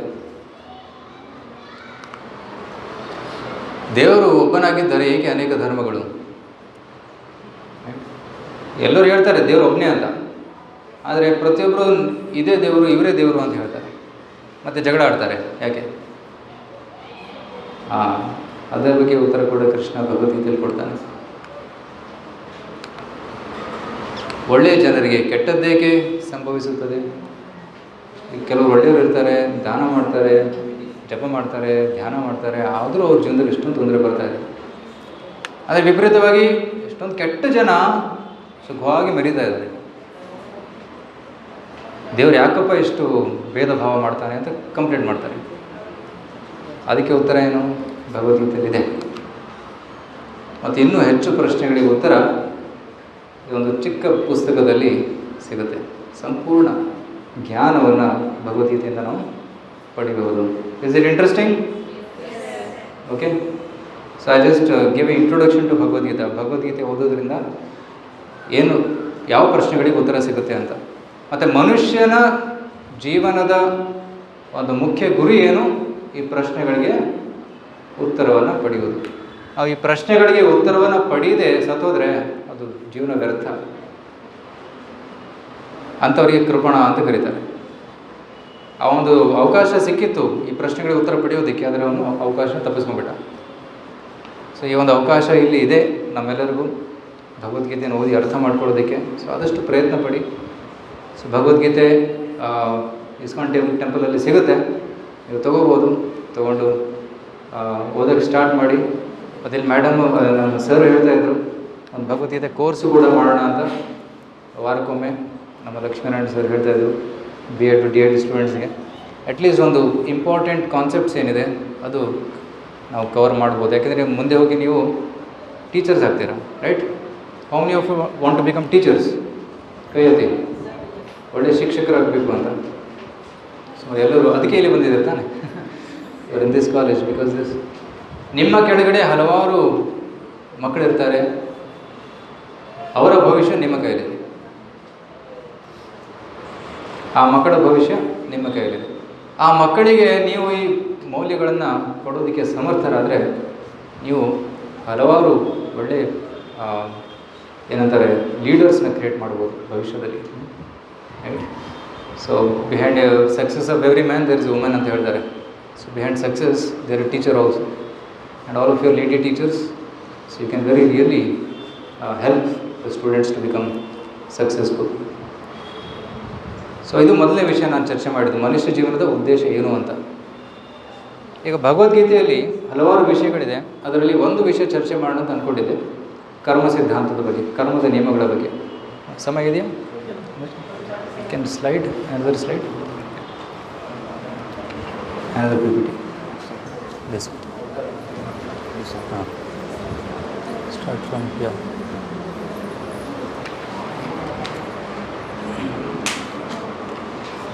ಅಟ್ಲೀಸ್ಟ್ ಒಂದು ಪ್ರಶ್ನೆಗಾದರೂ ಉತ್ತರ ಕೊಡೋಣ ಅಂತ.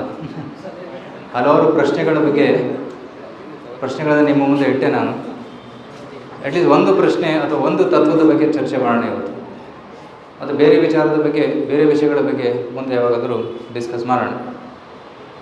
ಇದೊಂದು ಮುಖ್ಯವಾದ ಒಂದು ವಿಷಯ, ಕರ್ಮ. ಭಗವದ್ಗೀತೆಗಳಲ್ಲಿ 5 ತತ್ವ ಇದೆ: ಈಶ್ವರ, ಜೀವ, ಪ್ರಕೃತಿ, ಕಾಲ, ಕರ್ಮ. ಕರ್ಮ ಅನ್ನುವುದು ಒಂದು ಮುಖ್ಯ ವಿಷಯ ಇಲ್ಲಿ. ಕರ್ಮ ಅಂದರೆ action and reaction. Right? Do you know Newton's laws? Newton's third law states, yeah. So generally Newton spoke that for physical objects, right? For every action there is equal and opposite reaction, right? Because there is force. ಚೆಂಡನ್ನು ಹೀಗೆ ಹಾಕಿದರೆ ಹೊಡೆದ್ರೆ ವಾಪಸ್ ಬರುತ್ತೆ, reaction ಆಗುತ್ತೆ. ಕೇವಲ ಭೌತಿಕ ವಸ್ತುಗಳು ಮಾತ್ರವಲ್ಲ, ನಾವು ಮಾಡುವಂಥ ಯೋಚನೆಗಳು, ಮಾತುಗಳು, ಕ್ರಿಯೆಗಳು, ಬೇರೆಯವರಿಗೆ ಕೊಡುವಂಥ ಸುಖ ದುಃಖಗಳು ಕೂಡ ನಮಗೆ ಬರುತ್ತೆ. ನಾವು ಬೇರೆಯವರ ಜೀವನದಲ್ಲಿ ಸುಖ ಸಂತೋಷವನ್ನು ನೀಡಿದರೆ ಆ ಸುಖ ಸಂತೋಷ ಮತ್ತೆ ನಮಗೆ ರಿಟರ್ನ್ ಬರುತ್ತೆ. ನಾವು ಬೇರೆಯವರಿಗೆ ಕಷ್ಟ ಕೊಟ್ಟರೆ ಕಷ್ಟ ವಾಪಸ್ ಬರುತ್ತೆ. ಸುಳ್ಳು ಹೇಳಿದ್ರೆ ಬೇರೆಯವರು ನಮಗೆ ಸುಳ್ಳು ಹೇಳ್ತಾರೆ. ನಾವು ಯಾರಿಗೂ ಚೀಟ್ ಮಾಡಿದರೆ will get cheated. It's called the world is like A mirror.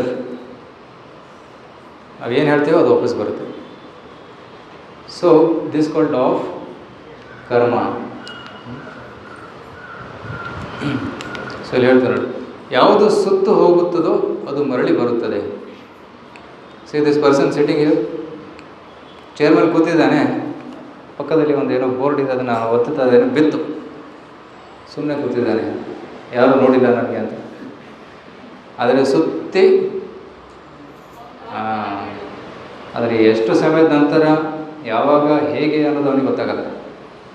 ಈಗ ನಾವೇನು ಚಟುವಟಿಕೆ ಮಾಡ್ತೀವಿ, ಈಗ ಅದಕ್ಕೆ ಪರಿಣಾಮ ಯಾವಾಗ ಹೇಗೆ ಬರುತ್ತೆ ಅನ್ನೋದು ನಮಗೆ ಗೊತ್ತಿಲ್ಲ, right? But reaction will come, right? So ಮನುಷ್ಯ ಜೀವನದಲ್ಲಿ ನಾವು ಉತ್ತಮ ಕಾರ್ಯಗಳನ್ನು ಮಾಡಬೇಕು. ಆ ಕಾರ್ಯಗಳಿಂದ ಬೇರೆಯವರಿಗೆ ಒಳ್ಳೆಯದಾಗಬೇಕು, ಅದರಿಂದ ನಮಗೂ ಕೂಡ ಒಳ್ಳೆಯದಾಗಬೇಕು. So that is the goal of human life. I will show one ಬಿಟ್.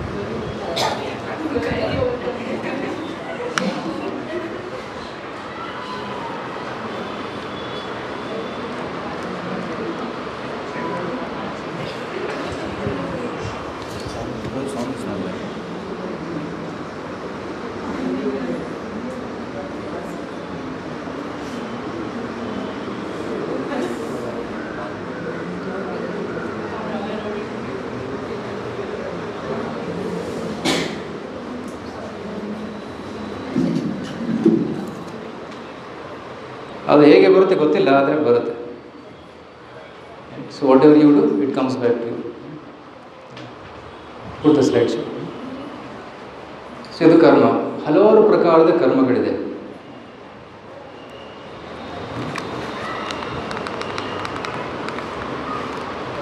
ಕರ್ಮ, ವಿಕರ್ಮ, ಅಕರ್ಮ, ಪ್ರಾರಬ್ಧ ಕರ್ಮ, ಸಂಚಿತ್ ಕರ್ಮ, ಸಮೂಹ ಕರ್ಮ. ಇದು ಹೊಸ ವಿಷಯ ನಿಮಗೆ. ಕೃಷ್ಣ ಭಗವದ್ಗೀತೆ ಹೇಳ್ತಾನೆ, ಕರ್ಮಣೋ ಹಿ ಬೋಧವ್ಯಂ ಬೋಧವ್ಯಂ ಚ ವಿಕರ್ಮಣ ಅಕರ್ಮಣಶ್ಚ ಬೋಧವ್ಯಂ ಗಹನಾ ಕರ್ಮಣೋ ಗತಿ ಶ್ಲೋಕ ಇದೆ. ಕರ್ಮ ಅಂದರೆ ನಾವು ಮಾಡುವಂತಹ ನಿಗದಿತ ಕಾರ್ಯಗಳು. Suppose student studying is is duty, teacher teaching is is duty, ತಂದೆ ತಾಯಿ ಮಕ್ಕಳನ್ನು ನೋಡ್ಕೊಳ್ಳೋದು ಅವ್ರ ಕರ್ತವ್ಯ, ಮಕ್ಕಳ ಕರ್ತವ್ಯ ತಂದೆ ತಾಯಿ ಸೇವೆ ಮಾಡೋದು, ರೈಟ್. ಒಬ್ಬ ಸೈನಿಕ ದೇಶದ ರಕ್ಷಣೆ ಮಾಡೋದು ಅವನ ಕರ್ತವ್ಯ. ಸೊ ಅದು ಕರ್ಮ. ವಿಕರ್ಮ ಅಂದರೆ ಅಂದರೆ ವಿಪರೀತವಾದಂಥದ್ದು, ಅಂದರೆ ಕೆಟ್ಟ ಕರ್ಮಗಳು, ಬೇರೆಯವರಿಗೆ ನೋವನ್ನು ಕೊಡುವುದು. ವಿಶೇಷವಾಗಿ 4 ಪ್ರಕಾರದ ವಿಕರ್ಮ ಇದೆ. ಪ್ರಾಣಿಗಳ ಕೊಲೆ ಮಾಡುವುದು, ಮಾಂಸ ಭಕ್ಷಣೆ, ಕುಡಿಯುವುದು, ಮದ್ಯಪಾನ ಸೇವೆ ಮಾಡುವುದು, ನಂತರ ಪರಸ್ತ್ರೀ ಪುರುಷರ ಅನೈತಿಕ ಸಂಬಂಧ ಮಾಡುವುದು, ನಂತರ ಜೂಜಾಡುವುದು. ಈ 4 ವಿಕರ್ಮಗಳಿದೆ, ಮಹಾಪಾಪಗಳು, right. Meat eating, illicit sex, intoxication, gambling. ದ್ಯೂತಂ ಪಾನಂ ಸ್ತ್ರೀಯಾಶೂನಂ ಸಂಸ್ಕೃತ ಶಬ್ದಗಳಿದೆ. ದ್ಯೂತಂ ಪಾನಂ ಸ್ತ್ರೀಯಾಶೂನಂ. ದ್ಯೂತ ಅಂದರೆ ಜೂಜಾಡೋದು, ಪಾನಂ ಅಂದರೆ ಕುಡಿಯೋದು, ಸಿಗರೇಟ್ ಸೇರಿ, ಸ್ತ್ರೀಯ ಅಂದರೆ ಪರಸ್ತ್ರೀ ಪುರುಷರ ಸಂಬಂಧ ಮಾಡೋದು, ನಂತರ ಸೂನ ಅಂದರೆ eating flesh of other animals. So that is, so ಅದು ವಿಕರ್ಮ ಕ್ಯಾಟಗರಿಯಲ್ಲಿ ಬರುತ್ತೆ. ಅಕರ್ಮ ಅಂದರೆ ಭಕ್ತಿ ಕಾರ್ಯಗಳು, ಭಗವಂತನ ಸೇವಾ ಕಾರ್ಯಗಳಿಗೆ ಅಕರ್ಮ ಅಂತ ಕರೀತಾರೆ. ಭಗವಂತನ ಸೇವೆ ಮಾಡೋದ್ರಿಂದ ಯಾವ ರೀತಿಯ ದುಷ್ಕರ್ಮ ಉಂಟಾಗೋದಿಲ್ಲ, ಅದಕ್ಕೆ ಅಕರ್ಮ ಅಂತ ಕರೀತಾರೆ. ಪ್ರಾರಬ್ಧ ಕರ್ಮ ಅಂದರೆ ನಮ್ಮ ಈ ಜೀವನದಲ್ಲಿ ನಾವು ಅನುಭವಿಸುವಂತಹ ಸುಖ ದುಃಖಗಳು, ಅದು ಪ್ರಾರಬ್ಧ. ಅಯ್ಯೋ ನನ್ನ ಪ್ರಾರಬ್ಧ ಕೆಟ್ಟಿದೆ ಅಂತ ಹೇಳ್ತಾರೆ ಕೆಲವರು. ಪ್ರಾರಬ್ಧ ಅಂದರೆ ಈ ಜೀವನದಲ್ಲಿ ನಮಗೆ ಬರುವಂತಹ ಸುಖ ದುಃಖಗಳು.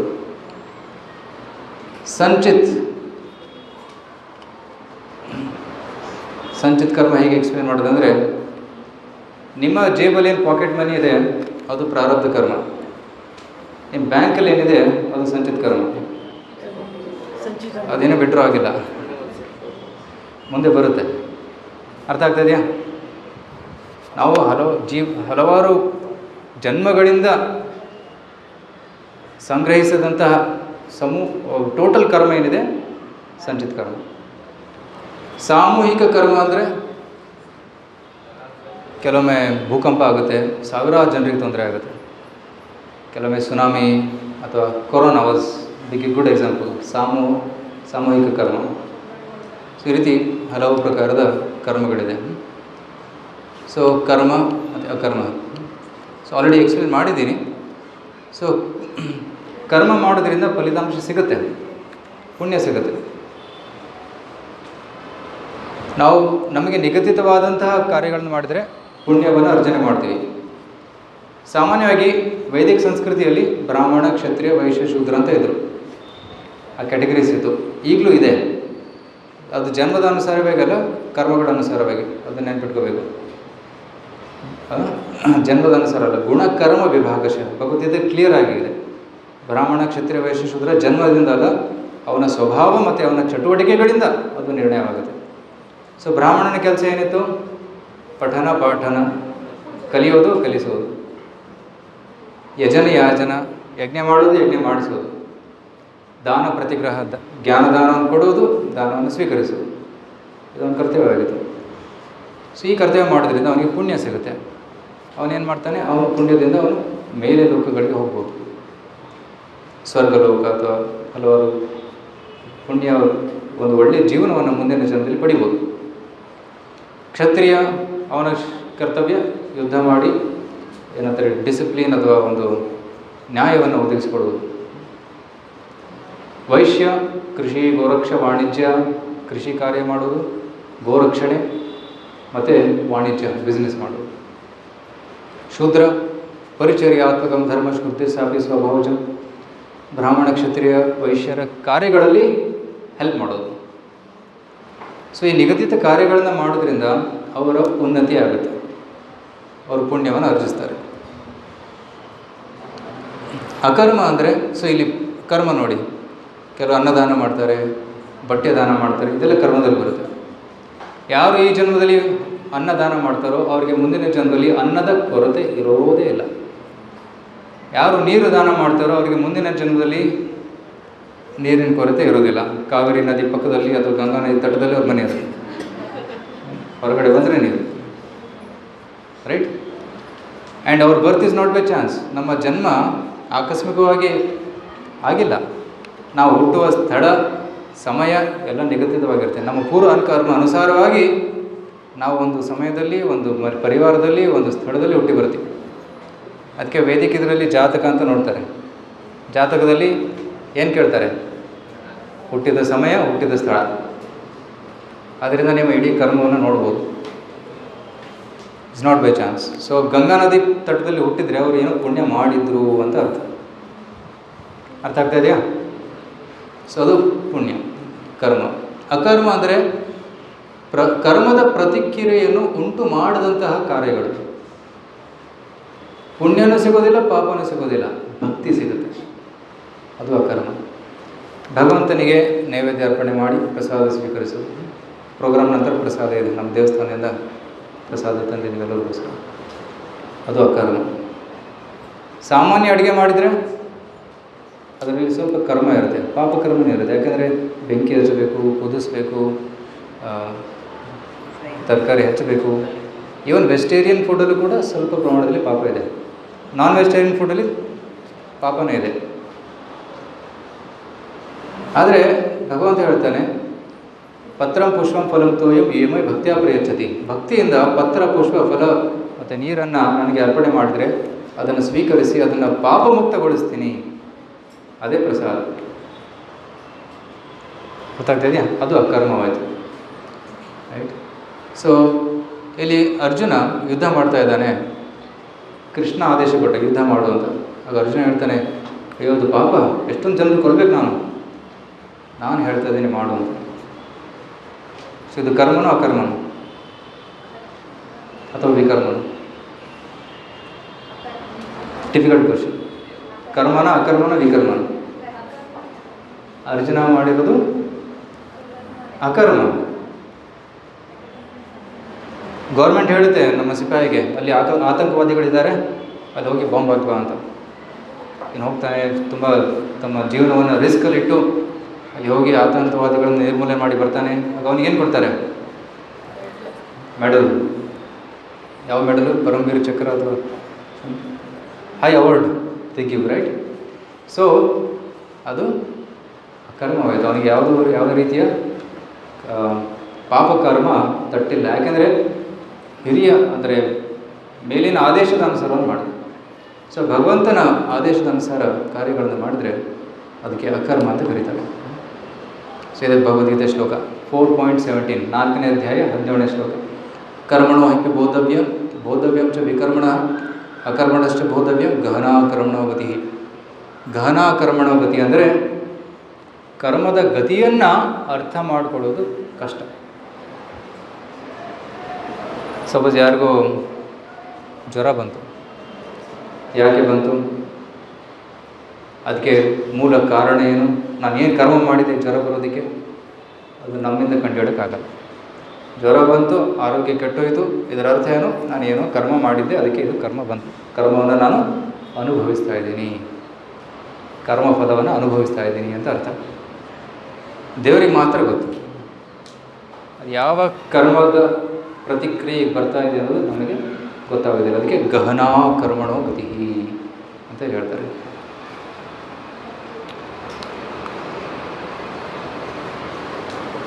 ಪ್ರತಿಯೊಂದು ಜೀವಿಯು ತನ್ನ ಪ್ರತಿ ಜನ್ಮದಲ್ಲಿಯೂ ಕರ್ಮಗಳನ್ನು ಒಗ್ಗೂಡಿಸಿಕೊಂಡಿರುತ್ತಾರೆ.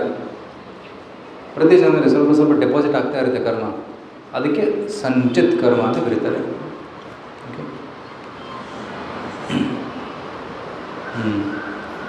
ಸೊ ಪ್ರತಿಯೊಂದು ಕರ್ಮ ಬೀಜದ ರೂಪದಲ್ಲಿ ಇರುತ್ತೆ. ಬೀಜ ಮೊಳಕೆ ಹೊಡೆದು ದೊಡ್ಡದಾಗಿ ಫಲ ಕೊಡುತ್ತೆ.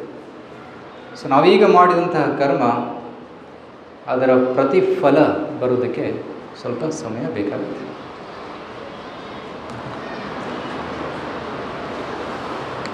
ಸೊ ಪ್ರಾರಬ್ಧ ಕರ್ಮ ಅಂದರೆ ಈಗ ನಾವು ಅನುಭವಿಸುತ್ತಿರುವಂತಹ ಕರ್ಮಕ್ಕೆ ಪ್ರಾರಬ್ಧ ಕರ್ಮ ಅಂತ ಕರೀತಾರೆ. ಈ ಪುಸ್ತಕದಲ್ಲಿ ಹಲವಾರು ಪೇಜ್ ಇರುತ್ತೆ. ಈಗ ಒಂದು ಪೇಜ್ ತೆಗೆದಿದ್ದೀವಿ, ಆ ಪೇಜಲ್ಲಿರೋದು ಕರ್ಮ ಪ್ರಾರಬ್ಧ ಕರ್ಮ.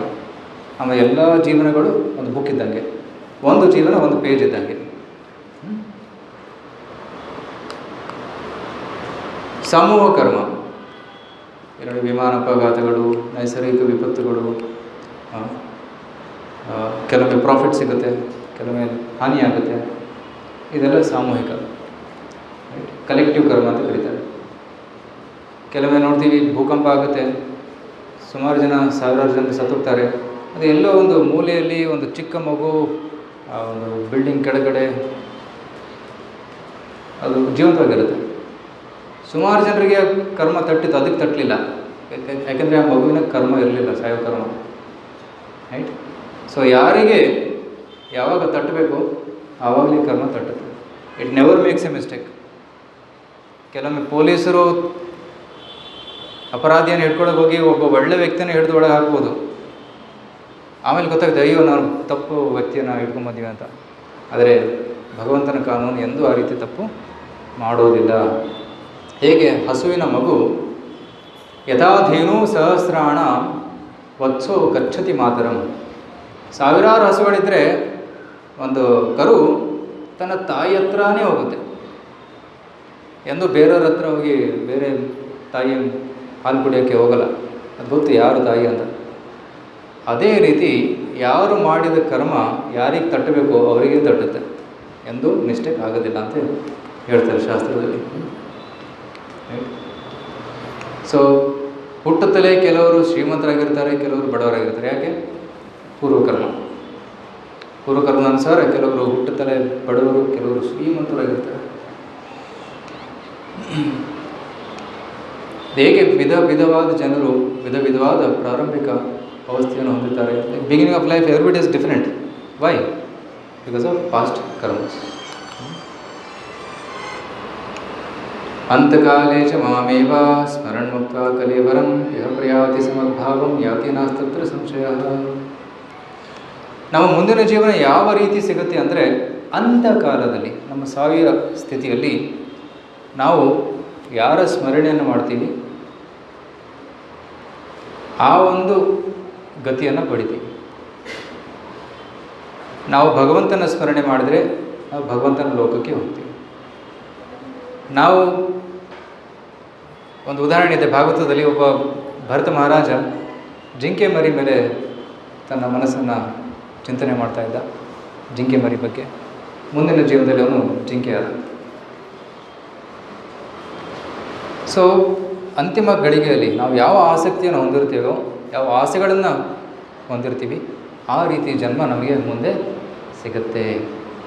ಅದಕ್ಕೆ ನಾವು ಈಗ ಪ್ರಾಕ್ಟೀಸ್ ಮಾಡಬೇಕು ಭಗವಂತನ ಧ್ಯಾನ ಮಾಡೋದಕ್ಕೆ, ಭಗವಂತನ ನಾಮಸ್ಮರಣೆ ಮಾಡೋದಕ್ಕೆ. ಅಜಾಮಿಳ ಕತೆ ಕೇಳಿರ್ಬೋದು. ತುಂಬ ಪಾಪಿ ವ್ಯಕ್ತಿಯಾಗಿದ್ದ, ಇಡೀ ಜೀವನ ಪಾಪದಲ್ಲಿ ಕಾರ್ಯಗಳಲ್ಲಿ ತೊಡಗಿದ್ದ. ವೈಶ್ಯ ಜೊತೆ ಮದುವೆ ಆಗಿ 10 ಮಕ್ಕಳನ್ನು ಪಡೆದ, ದರೋಡೆ ಮಾಡ್ದ, ಕೊಲೆ ಮಾಡ್ದ. ಅದರ ಅಂತಿಮ ಸಮಯದಲ್ಲಿ ಯಮದೂತರು ಬಂದರು ಅವನು ಹೇಳ್ಕೊಂಡು ಹೋಗೋದಕ್ಕೆ. ಆದರೆ ಅವನ ಕಿರಿಯ ಮಗನ ಹೆಸರು ನಾರಾಯಣ ಅಂತ ಕೊಟ್ಟಿದ್ದ. ಅದೊಂದು ಒಳ್ಳೆ ಕೆಲಸ ಮಾಡಿದ್ದ. ಯಮದೂತರು ಬಂದು ಹೇಳ್ಕೊಂಡು ಹೋಗ್ಬೇಕಾದ್ರೆ ನಾರಾಯಣ ಕಾಪಾಡು ಅಂತ ಕೂಗ್ದ. ಸೊ ನಾರಾಯಣ ಮಗನನ್ನು ಕೂಗ್ದ. ಆದರೆ ವೈಕುಂಠದಲ್ಲಿದ್ದಂಥ ನಾರಾಯಣ ನನ್ನ ಹೆಸರು ಯಾರು ಕೂಗ್ತಾ ಇದ್ದಾರೆ ಅಂತ ತಕ್ಷಣ ತನ್ನ ವಿಷ್ಣು ದೂತರನ್ನು ಕಳಿಸ್ತಾನೆ. 4 ವಿಷ್ಣು ದೂತರು ಬರ್ತಾರೆ. ವಿಷ್ಣು ದೂತರು ಬಂದು ತಡೆಗಟ್ತಾರೆ, ಬಿಟ್ಬಿಡಿ ಇವನನ್ನು ಅಂತ. ಯಮದೂತರು ಕೇಳ್ತಾರೆ ನೀವು ಯಾರು ಅಂತ. ನಾವು ವಿಷ್ಣುವಿನ ದೂತರು ಅಂತ ಹೇಳ್ತಾರೆ.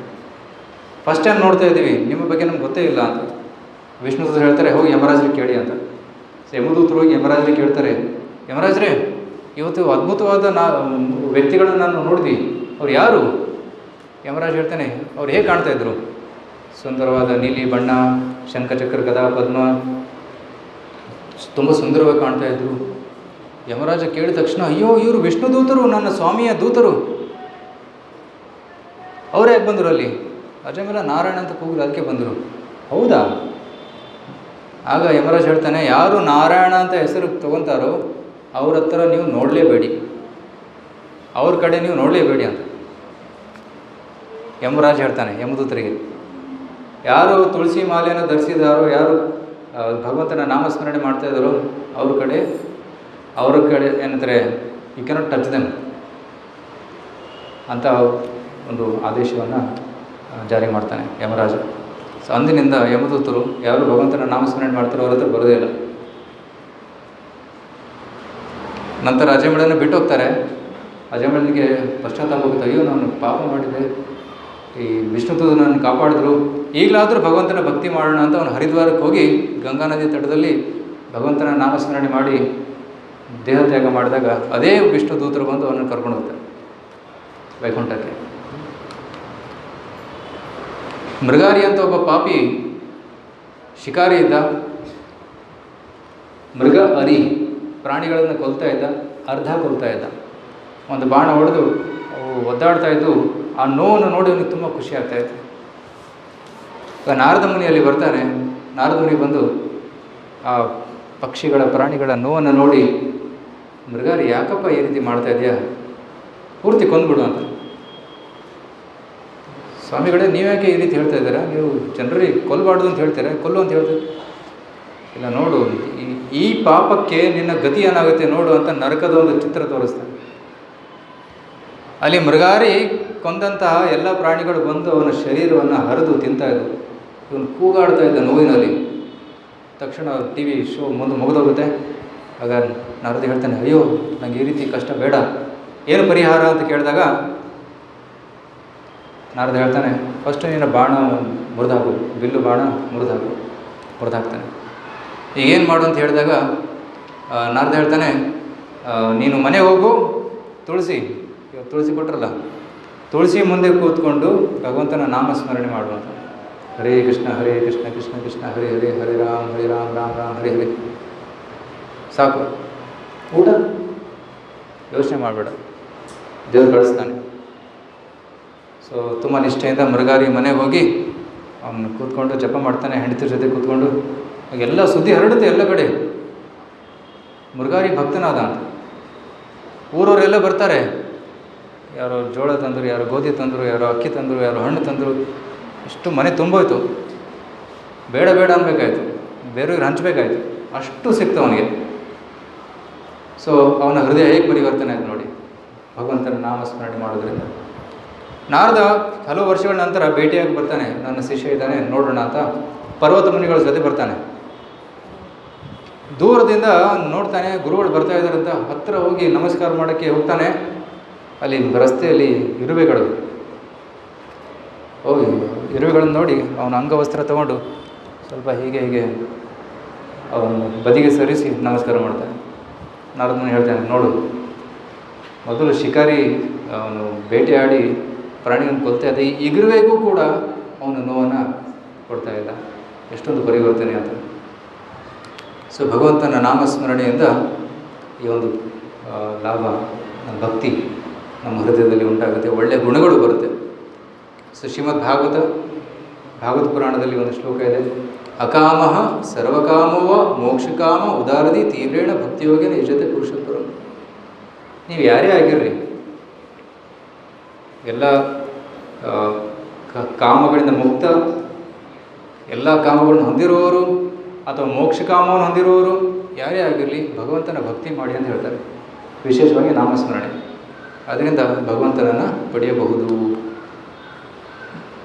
ಗ್ರಂಥಗಳ ಅಧ್ಯಯನ ಮಾಡುವುದು,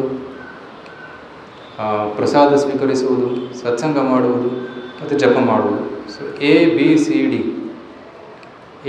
ಆಫ್ ಲೈಫ್: ಅಸೋಸಿಯೇಷನ್, ಸತ್ಸಂಗ; B ಬುಕ್ಸ್, ಗ್ರಂಥಗಳನ್ನು ಓದುವುದು; C ಅಂದರೆ ಚಾಂಟಿಂಗ್, ಜಪ ಮಾಡೋದು; D ಅಂದರೆ ಡಯಟ್, ಪ್ರಸಾದ ಸ್ವೀಕರಿಸೋದು. ABCD ಮಾಡೋದ್ರಿಂದ ನಮ್ಮ ಹೃದಯ ಶುದ್ಧವಾಗುತ್ತೆ, ನಾವು ಆದಷ್ಟು ಬೇಗ ಭಗವಂತನನ್ನು ಪಡೆಯಬಹುದು. ಮತ್ತು ವಿಶೇಷವಾಗಿ ಈ ಮಂತ್ರವನ್ನು ಜಪ ಮಾಡುವುದು. ದಯವಿಟ್ಟು ಎಲ್ಲರೂ ಹೇಳಿ ಒಂದು ಬಾರಿ: ಹರೇ ಕೃಷ್ಣ ಹರೇ ಕೃಷ್ಣ ಕೃಷ್ಣ ಕೃಷ್ಣ ಹರೇ ಹರೇ, ಹರೇ ರಾಮ ಹರೇ ರಾಮ ರಾಮ ರಾಮ ಹರೇ ಹರೇ. ತುಂಬ ಸರಳವಾದ ಮಂತ್ರ. ನಾವು ಈ ರೀತಿ ಜಪ ಮಾಡ್ತೀವಿ: ಹರೇ ಕೃಷ್ಣ ಕೃಷ್ಣ ಕೃಷ್ಣ ಹರೇ ಹರೇ, ಹರೇ ರಾಮ ರಾಮ ರಾಮ ಹರೇ ಹರೇ. ಹರೇ ಕೃಷ್ಣ ಕೃಷ್ಣ ಕೃಷ್ಣ ಹರೇ ಹರೇ ಹರೇ ರಾಮ್ ರಾಮ್ ರಾಮ್ ಹರೇ ಹರೇ. ಕಣ್ಣು ಮುಚ್ಕೊಂಡು ಅದು 5 ನಿಮಿಷ ರೀತಿ ಧ್ಯಾನ ಮಾಡ್ಬೋದು. ತುಂಬ ಲಾಭ ಸಿಗುತ್ತೆ. ಭಗವದ್ಗೀತೆಯ ಸಾರ ಇದು. ಎಲ್ಲ ವೇದಗಳ ಸಾರ ಭಗವದ್ಗೀತೆಯ ಸಾರ ಹರೇ ಕೃಷ್ಣ ಮಂತ್ರ ಜಪ ಮಾಡೋದು. ಸತತಂ ಕೀರ್ತಯಂತ ಮಾಂ. ಕೃಷ್ಣ ಭಗವದ್ಗೀತೆಯಲ್ಲಿ ಹೇಳ್ತಾನೆ, ಸತತವಾಗಿ ನನ್ನ ಕೀರ್ತನೆ ಮಾಡುವಂಥ. ಸೊ ಕೃಷ್ಣನಾಮ ಕೀರ್ತನೆ ಮಾಡೋದು, ಅದೇ ಭಗವದ್ಗೀತೆಯ ಸಾರಾಂಶ.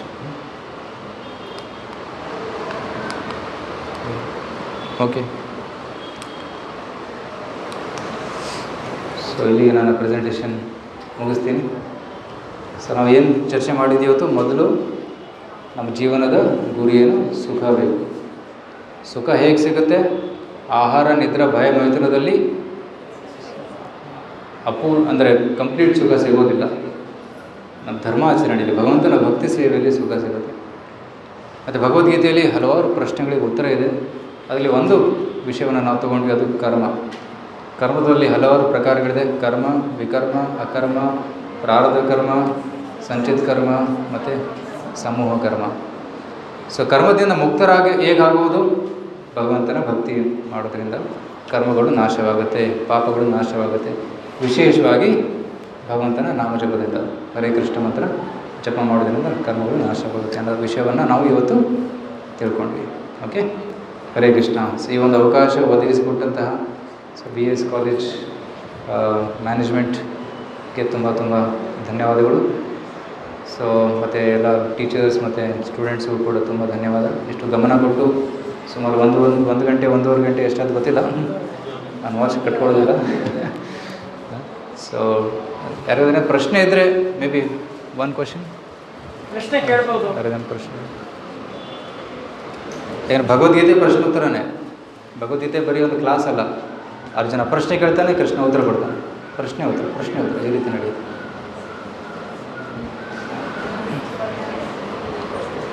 ಎಸ್, ಯಾರ ಹತ್ರ ಪ್ರಶ್ನೆ ಇದ್ದರೆ ಕೇಳ್ಬೋದು. ರೋಹಿತ್ರು, you can give mic if somebody is.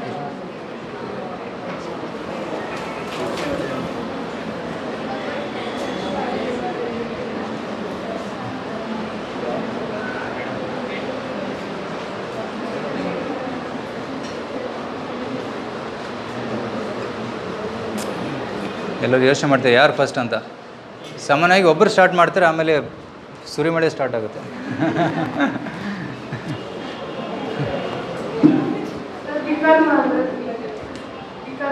ಹಾಂ, ಗೊತ್ತಾಗಲಿಲ್ಲ. ಓಕೆ, ವಿಕರ್ಮ ಅಂದರೆ ಯಾರಾದರೂ ಹೇಳ್ತೀರಾ? ವಿಕರ್ಮ ಅಂದರೆ ಏನು? ಎಸ್, ವಿಕರ್ಮ ಅಂದರೆ ಏನು? ಹಾಂ, ಕೆಟ್ಟ ಕರ್ಮಕ್ಕೆ ವಿಕರ್ಮ. ಸರಳ, ಹರಿವು. ತುಂಬ ಸಂಕ್ಷಿಪ್ತವಾಗಿ ಹೇಳಿದರೆ ಕೆಟ್ಟ ಕರ್ಮನೇ ವಿಕರ್ಮ. ಒಳ್ಳೆಯ ಕರ್ಮಕ್ಕೆ ಕರ್ಮ ಅಂತಾರೆ, ಭಕ್ತಿ ಕಾರ್ಯಗಳಿಗೆ ಅಕರ್ಮ ಅಂತಾರೆ. ಅಫ್ಕೋರ್ಸ್ ಈ ವಿಷಯವನ್ನು ಇನ್ನಷ್ಟು ಆಳವಾಗಿ ಡಿಸ್ಕಸ್ ಮಾಡ್ಬೋದು ನೆಕ್ಸ್ಟ್ ಟೈಮ್. ಪುಣ್ಯ ಮಾಡೋದ್ರಿಂದ ಪಾಪ ನಷ್ಟ ಆಗುತ್ತಾ? ಏನೋ ಇಂಟ್ರಿಕೇಟ್ ಡೀಟೇಲ್ಸ್ ಇದೆ ಮುಂದೆ ಅವರು ಟೆಸ್ಟ್. ಎಸ್, ಒಂದು ಕೈ.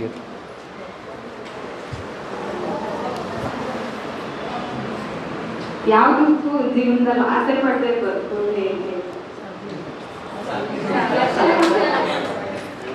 ಯಾವುದಕ್ಕೂ ಆಸೆ ಪಡಬೇಕು.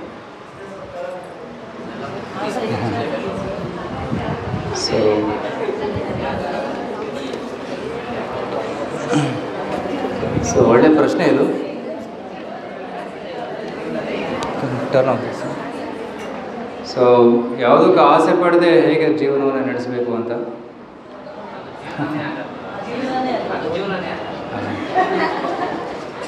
ಆ್ಯಕ್ಚುಲಿ ಆಸೆಗಳನ್ನು ಬಿಡೋಕ್ಕೆ ಸಾಧ್ಯವಿಲ್ಲ. ಆಸೆ ಅಥವಾ ವಿಚಾರಗಳು ಬಿಡೋದಕ್ಕೆ ಸಾಧ್ಯವೇ ಇಲ್ಲ. ಮನುಷ್ಯ ಅಸ್ತಿತ್ವನೇ ಆಸೆಗಳು. Desires, we are made of desires. ಇಚ್ಛೆಗಳಿಲ್ಲ ಅಂದರೆ ನಮಗೆ ಅಸ್ತಿತ್ವನೇ ಇಲ್ಲ.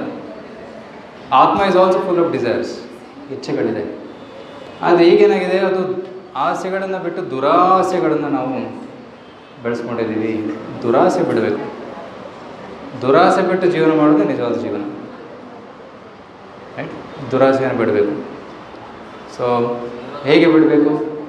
ಸಿಂಪಲಾಗಿ ಕೃಷ್ಣ ಹೇಳ್ತಾನೆ, ಸಂತುಷ್ಟವಾಗಿರುವಂಥ ನಮ್ಮ ಪೂರ್ವಕರ್ಮ ಅನುಸಾರವಾಗಿ ಎಷ್ಟು ಸುಖ ದುಃಖ ಬರ್ತಾ ಇದ್ದೀವಿ ಜೀವನದಲ್ಲಿ, ಅದರಲ್ಲಿ ಸಂತುಷ್ಟವಾಗಿರಿ. ದುಃಖ ಬಂದಾಗ ಡಿಸ್ಟರ್ಬ್ ಆಗಬೇಡಿ, ಸುಖ ಬಂದಾಗ ತುಂಬ ಎಕ್ಸೈಟೆಡ್ ಆಗಬೇಡಿ, ಸಮತುಲನವಾಗಿರಿ ಅಂತ. ಸುಖೇ ದುಃಖೇ ಸಮೇ ಕೃತ್ವ ಲಾಭ ಲಾಭೋ ಜಯ ಜಯೋ. ಕೃಷ್ಣ ಹೇಳ್ತಾನೆ ಇದನ್ನು. ಕೆಲವೊಮ್ಮೆ ಲಾಭ ಬರುತ್ತೆ, ಹಾನಿ ಬರುತ್ತೆ, ಆದರೆ ಇನ್ನೂ ಸಮಚಿತ್ತನಾಗಿರು. ಯಾಕೆಂದರೆ ಪೂರ್ವಕರ್ಮದ ಅನುಸಾರವಾಗಿ ಕೆಲವೊಮ್ಮೆ ಲಾಭ, ಕೆಲವೊಮ್ಮೆ ದುಃಖ ಬಂದೇ ಬರುತ್ತೆ, ಹಾನಿ ಬಂದೇ ಬರುತ್ತೆ. ಸೊ ಸಮಚಿತ್ತನಾಗಿರಬೇಕು ನಾವು. ಹೇಗೆ ಇದು it's impossible to create perfect vacuum ಆಗಲ್ಲ, ಆದರೆ ಇನರ್ಟ್ ಗ್ಯಾಸ್ ಹಾಕ್ಬೋದು. Similarly, we cannot create vacuum in the mind, but we can fill it with good thoughts. So that's why Bhagavad Gita is there. We should remove all the movies, comics, all the Netflix, everything, and put Bhagavad Gita, Ramayana, Mahabharata, and all wonderful stories in the mind. That is Hare Krishna.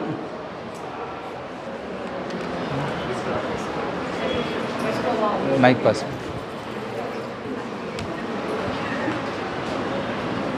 Sir, ಸತ್ಮೇಲೆ ಕೂಡ ಆತ್ಮ ಜೀವಿಸುತ್ತೆ ಅಂತ ಹೇಳಿದ್ರಲ್ಲ sir, ಹೇಗೆ sir?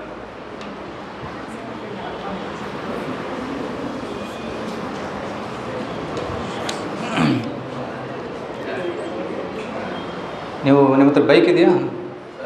Bike ಇದೆಯಾ, car ಇದೆಯಾ? Bike ಇದೆ. So ಈಗ ನೀವು ಬೈಕ್ ಓಡಿಸ್ತಾ ಇದ್ದೀರಾ. ನೀವು ಬೈಕು ಹಳೇದಾದಮೇಲೆ 15 ವರ್ಷ ಆದಮೇಲೆ ಚೇಂಜ್ ಮಾಡ್ತಿರ್ತಾನೆ. ಬೈಕ್ ಚೇಂಜ್ ಆಗುತ್ತೆ, ನೀವು ಚೇಂಜ್ ಆಗ್ತೀರಾ?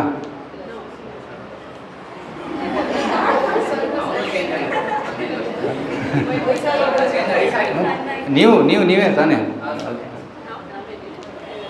ನೀವು ಬೈಕು ಹೆಚ್ಚು ದುಡ್ಡು ಬಂದ ಮೇಲೆ ನೀವು ಕಾರು ಖರೀದಿ ಮಾಡ್ಬೋದು.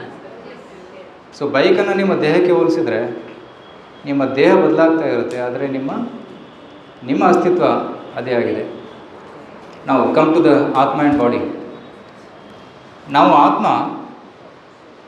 ಆತ್ಮ ಈ ದೇಹದಲ್ಲಿದೆ. ನಾವು ಚಿಕ್ಕವರಾದಾಗ ಅಲ್ಲಿ ಪುಟ್ಟ ಚಿಕ್ಕ ದೇಹ ಇತ್ತು, ಆಮೇಲೆ ದೊಡ್ಡದಾಗ್ತಾ ಇತ್ತು. ಯುವಕ ಮತ್ತು ಯೌವನ ಮತ್ತು ವೃದ್ಧಾವಸ್ಥೆ ಬರುತ್ತೆ, ದೇಹ ಬದಲಾಗ್ತಾ ಇದೆ. ನಮ್ಮ ದೇಹ ಬದಲಾಗ್ತದೆ. ನೀವು 5 ವರ್ಷದ ಫೋಟೋ ತೊಗೊಳ್ಳಿ, 20 ವರ್ಷದ ಫೋಟೋ ತೊಗೊಳ್ಳಿ, ಮುಂದೆ 60 ವರ್ಷದ ಫೋಟೋ ಮುಂದೆ ನೋಡಿ, ಎಲ್ಲ ಸೇವ್ ಮಾಡಿ ಇಟ್ಕೊಳ್ಳಿ ಫೋನಲ್ಲಿ, ಆಮೇಲೆ ನೋಡಿ, ಎಲ್ಲ ಡಿಫ್ರೆಂಟ್. ದೇಹ ಬದಲಾಗ್ತಾ ಇದೆ, ಈಗಲೂ ದೇಹ ಬದಲಾಗ್ತಾ ಇದೆ. ಇದೇ ಜೀವನದಲ್ಲಿ ದೇಹ ಬದಲಾಗ್ತಾ ಇದೆ, ಆದರೆ ನಾನು ಮತ್ತು ನನ್ನದು ಅನ್ನೋದು ಆ ಒಂದು ಭಾವನೆ ಬದಲಾಗ್ತಾ ಇಲ್ಲ. ಯಾಕಂದರೆ ಆತ್ಮ ಅದೇ ಸೇಮ್ ಆತ್ಮ ಇದೆ.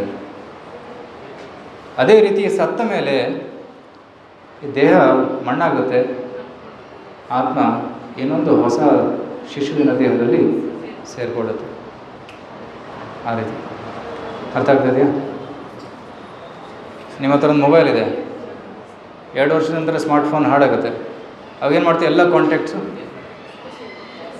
ಇನ್ನೊಂದು ಮೊಬೈಲಲ್ಲಿ ಡೌನ್ಲೋಡ್ ಮಾಡ್ಕೊಂಡ್ಬಿಡ್ತೀವಿ. ಅದೇ ರೀತಿ ಹಾರ್ಡ್ವೇರ್ ಚೇಂಜ್ ಆಗುತ್ತೆ, ಸಾಫ್ಟ್ವೇರ್ ಅದೇ ಉಳಿಯುತ್ತೆ. ಸೊ ಎಲ್ಲ ಇಚ್ಛೆಗಳು, ಭಾವನೆಗಳು ಮತ್ತು ಆತ್ಮ ಇನ್ನೊಂದು ದೇಹಕ್ಕೆ ಅದು ಟ್ರಾನ್ಸ್ಫರ್ ಆಗುತ್ತೆ. ಅದಕ್ಕೆ ಟ್ರಾನ್ಸ್ಮೈಗ್ರೇಷನ್, ರೀಇನ್ಕಾರ್ನೇಷನ್ ಅಂತ ಕರೀತಾರೆ, ಪುನರ್ಜನ್ಮ ಅಂತ ಕರೀತಾರೆ. ಅರ್ಥ ಆಗ್ತಾಯಿದೆ? ಸೊ ನಾನು ಆತ್ಮನೋ ಅಥವಾ ನಾನು ಆತ್ಮ ಅಥವಾ ನನ್ನ ಆತ್ಮ, ಯಾವುದು ಸರಿಯಾದ ಪ್ರಯೋಗ? ನಾನು ಆತ್ಮ, ಕರೆಕ್ಟ್. ನಾನೇ ಆತ್ಮ. ಕೆಲವರು ಹೇಳ್ತಾರೆ ನನಗೆ ಆತ್ಮ ಇದೆ ಅಂತ. ಇಲ್ಲ, ನಾನೇ ಆತ್ಮ. ಆತ್ಮ ದೇಹದಲ್ಲಿ ಕೂತ್ಕೊಂಡು ಈ ದೇಹವನ್ನು ಚಲಿಸ್ತಾ ಇದ್ದೀವಿ. ಓಕೆ, ಹರೇ ಕೃಷ್ಣ. ಹೇಳ್ದಂಗೆ ಆಯಿತು. ಒಬ್ಬರು ಕೇಳಿದ್ರೆ ಸಾಕು. ಹಿಂದೂ ಧರ್ಮದಲ್ಲಿ ಹಲವಾರು ದೇವರುಗಳಿದ್ದಾರೆ. ಅವರು ಜನರು ಒಬ್ಬೊಬ್ಬ ದೇವರನ್ನ ಕೆಲವರು ಇಷ್ಟಪಡ್ತಾರೆ. ನಾನು ಕೇಳೋ ಪ್ರಶ್ನೆ ಏನಂದರೆ, ಒಬ್ಬನೇ ದೇವರು ಇದ್ದಿದ್ದು ಚೆನ್ನಾಗಿರ್ತಾ ಇದ್ದಲ್ಲ. ಇಸ್ಲಾಂನಲ್ಲಿ ಒಬ್ಬರೇ ದೇವರಿದ್ದಾರೆ, ಅಲ್ಲಾ ಅಂತ.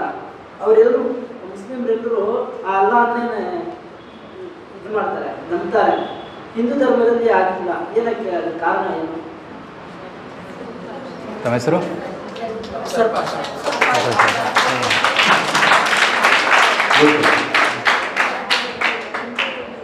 ಆ್ಯಕ್ಚುಲಿ ವೇದದಲ್ಲೂ ಹೇಳ್ತಾರೆ ಅದ್ವಿತೀಯ, ದೇವರು ಒಬ್ಬನೇ, ಎರಡಲ್ಲ ಅಂತ. ಹಲವಾರು ಕಡೆ ಬರುತ್ತೆ ಶಬ್ದಪ್ರಯೋಗ ಅದ್ವಿತೀಯ. ಹೇಗೆ ಪ್ರೈಮ್ ಮಿನಿಸ್ಟರ್ ಒಬ್ಬನೇ, ಇಬ್ಬರು ಹಾಕಾಗಲ್ಲ, ಒಬ್ಬರೇ ಇರ್ತಾರೆ. ವೈಸ್ ಪ್ರೆಸಿಡೆಂಟ್ ಇರ್ಬೋದು ಅಥವಾ ಆ್ಯಕ್ಟಿಂಗ್ ಪ್ರೈಮ್ ಮಿನಿಸ್ಟರ್ ಇರ್ಬೋದು, ಬೇರೆ ಬೇರೆ ಪ್ರೈಮ್ ಮಿನಿಸ್ಟರ್ ಒಬ್ಬನೇ. ಕ್ಯಾಬಿನೆಟ್ ಮಿನಿಸ್ಟರ್ಸ್ ಬೇಕಾದಷ್ಟು ಜನ, ಚೀಫ್ ಮಿನಿಸ್ಟರ್ಸ್, ಸೊ ಮತ್ತು ಸರ್ಕಾರಿ ಕಾರ್ಯಕರ್ತರು ಸುಮಾರು ಜನ ಇರ್ತಾರೆ. ಅದೇ ರೀತಿ ವೇದದಲ್ಲೂ ಕೂಡ ಹೇಳ್ತಾರೆ ಭಗವಂತ ಒಬ್ಬನೇ, ಕೃಷ್ಣಸ್ತು ಭಗವಾನ್ ಸ್ವಯಂ ಅಂತ ಹೇಳ್ತಾರೆ. He is the prime minister, but under him there are so many cabinet ministers. Who are the cabinet ministers? Indra, Chandra, Varuna, Vayu, Agni, Soma, ಇವರೆಲ್ಲ ಕ್ಯಾಬಿನೆಟ್ ಮಿನಿಸ್ಟರ್ಸ್. ಒಬ್ಬೊಬ್ಬರಿಗೆ ಒಂದೊಂದು ministry, railway minister, water minister, defence minister, finance minister, foreign affairs, education minister, ಈ ರೀತಿ departments ಇದೆ. ಅದೇ ರೀತಿ ಜಗತ್ತಿನಲ್ಲೂ ಕೂಡ ಭಗವಂತ ಡಿಪಾರ್ಟ್ಮೆಂಟ್ಸ್ ಮಾಡಿ ಎಲ್ಲರಿಗೂ ಒಂದೊಂದು ಕಾರ್ಯ ಕೊಟ್ಟಿದ್ದಾನೆ. ಬೆಂಕಿ, ಎಲೆಕ್ಟ್ರಿಸಿಟಿ ಡಿಪಾರ್ಟ್ಮೆಂಟ್ ಸನ್ ಆ್ಯಂಡ್ ಅಗ್ನಿ, ಹೀಟ್ ಡಿಪಾರ್ಟ್ಮೆಂಟ್ ಅಗ್ನಿ, ವಾಟರ್ ಡಿಪಾರ್ಟ್ಮೆಂಟ್ ವರುಣ, ಮಳೆ ರೈನ್ ಡಿಪಾರ್ಟ್ಮೆಂಟ್ ಇಂದ್ರ, ಮತ್ತು ಏರ್ ಡಿಪಾರ್ಟ್ಮೆಂಟ್ ವಾಯು, ಮತ್ತೇನು ಡಿಪಾರ್ಟ್ಮೆಂಟ್ ಹೇಳಿ, ಮೆಡಿಕಲ್ ಡಿಪಾರ್ಟ್ಮೆಂಟ್ ಧನ್ವಂತರಿ. ಈ ರೀತಿ ಎಲ್ಲರೂ ಒಂದೊಂದೊಂದು ಡಿಪಾರ್ಟ್ಮೆಂಟ್ ಕೊಟ್ಟುಬಿಟ್ಟಿದ್ದಾರೆ. 33 ಕೋಟಿ ಡಿಪಾರ್ಟ್ಮೆಂಟ್ಸ್ ಇದೆ. ಎಜುಕೇಷನ್ ಸರಸ್ವತಿ, ವಿಘ್ನ ವಿನಾಶನ ಗಣಪತಿ. ಸೊ ಎಲ್ಲರದ್ದು ಒಂದೊಂದು ರೋಲ್ ಇದೆ. ಸೊ ಯಾರಿಗೆ ಯಾವ ಡಿಪಾರ್ಟ್ಮೆಂಟ್ ಕೊಟ್ಟಿದೆಯೋ ಆ ಡಿಪಾರ್ಟ್ಮೆಂಟ್ ಕೆಲಸ ಮಾತ್ರ ಮಾಡೋಕ್ಕೆ ಸಾಧ್ಯ. ಇಂದ್ರನ ಹೋಗಿ ಸ್ವಲ್ಪ ಬೆಂಕಿ ಕೊಡೋದ್ರೆ ಕೊಡೋಕ್ಕಾಗಲ್ಲ, ಓನ್ಲಿ ಅಗ್ನಿ ಕ್ಯಾನ್ ಗಿವ್. ಸೊ ಅವರು ತಮ್ಮ ತಮ್ಮ ನಿಗದಿತ ಕಾರ್ಯಗಳನ್ನು ಮಾಡ್ತಾರೆ. ಗಣಪತಿ ಹತ್ರ ಹೋಗಿ ಮುಕ್ತಿ ಕೊಡು ಅಂತ ಹೇಳಿದ್ರೆ ಅವ್ರು ಹೇಳ್ತಾರೆ ಕೊಡೋಕ್ಕಾಗಲ್ಲ, ವಿಷ್ಣು ಹತ್ರ ಹೋಗಂತಾನೆ. ಇಂದ್ರನ ಹತ್ರ ಹೋಗಿ ಮುಕ್ತಿ ಕೊಡು, ಮೋಕ್ಷ ಕೊಡು ಅಂದರೆ ನನ್ನ ಹತ್ರ ಆಗಲ್ಲ, ಮೋಕ್ಷ ಕೊಡೋದು ಕೇವಲ ಕೃಷ್ಣ ಅಥವಾ ವಿಷ್ಣುವಿನಿಂದ ಅಂತ ಹೇಳ್ತಾರೆ. ಮುಕ್ತಿ ಪ್ರದಾತ ಸರ್ವೇಶ ವಿಷ್ಣು ಏವ ನ ಸಂಶಯ.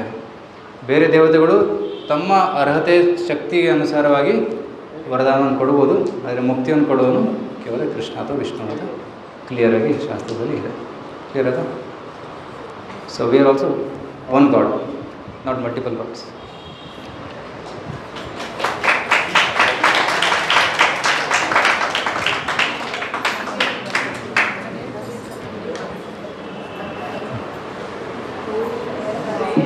Hare Krishna, Krishna Krishna, Hare Hare Rama, Rama Rama, Hare Hare. Good afternoon. I wanted to know the difference between general meditation, dhyana and last solution for all the happiness problem. Mantra meditation, different kinds of meditation. So what's the benefit of using mantra in dhyana along with diet and book reading? Thank you.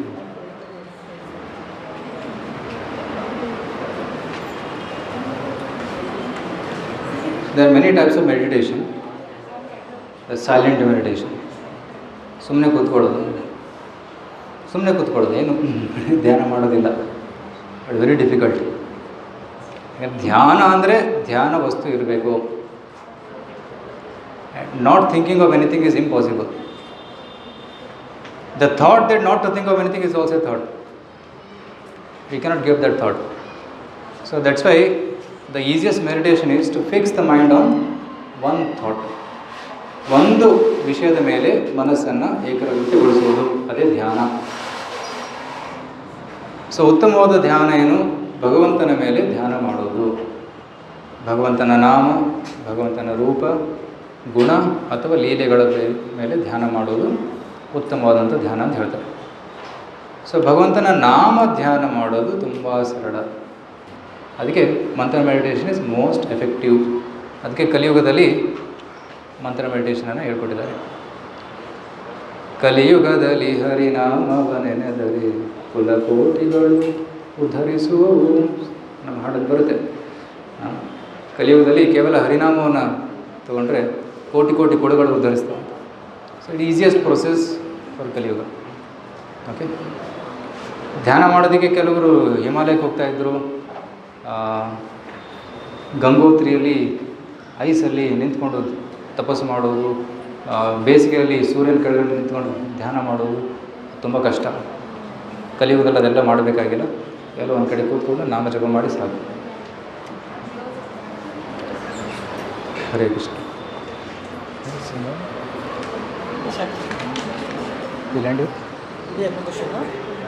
Anybody has? ಆತ್ಮಶಾಂತಿ ಇರೋದಂತೆ ಹೌದು. ಇನ್ನೊಂದ್ಸರಿ ಹೇಳ್ಪ. ಇನ್ನೊಂದ್ಸರಿ ಹೇಳಿ. ವ್ಯಕ್ತಿ ಸತ್ತ ಮೇಲೆ ಕಾರ್ಯ ಮಾಡ್ತಿದ್ರೆ ಆತ್ಮಕ್ಕೆ ಶಾಂತಿ ಇರೋದು.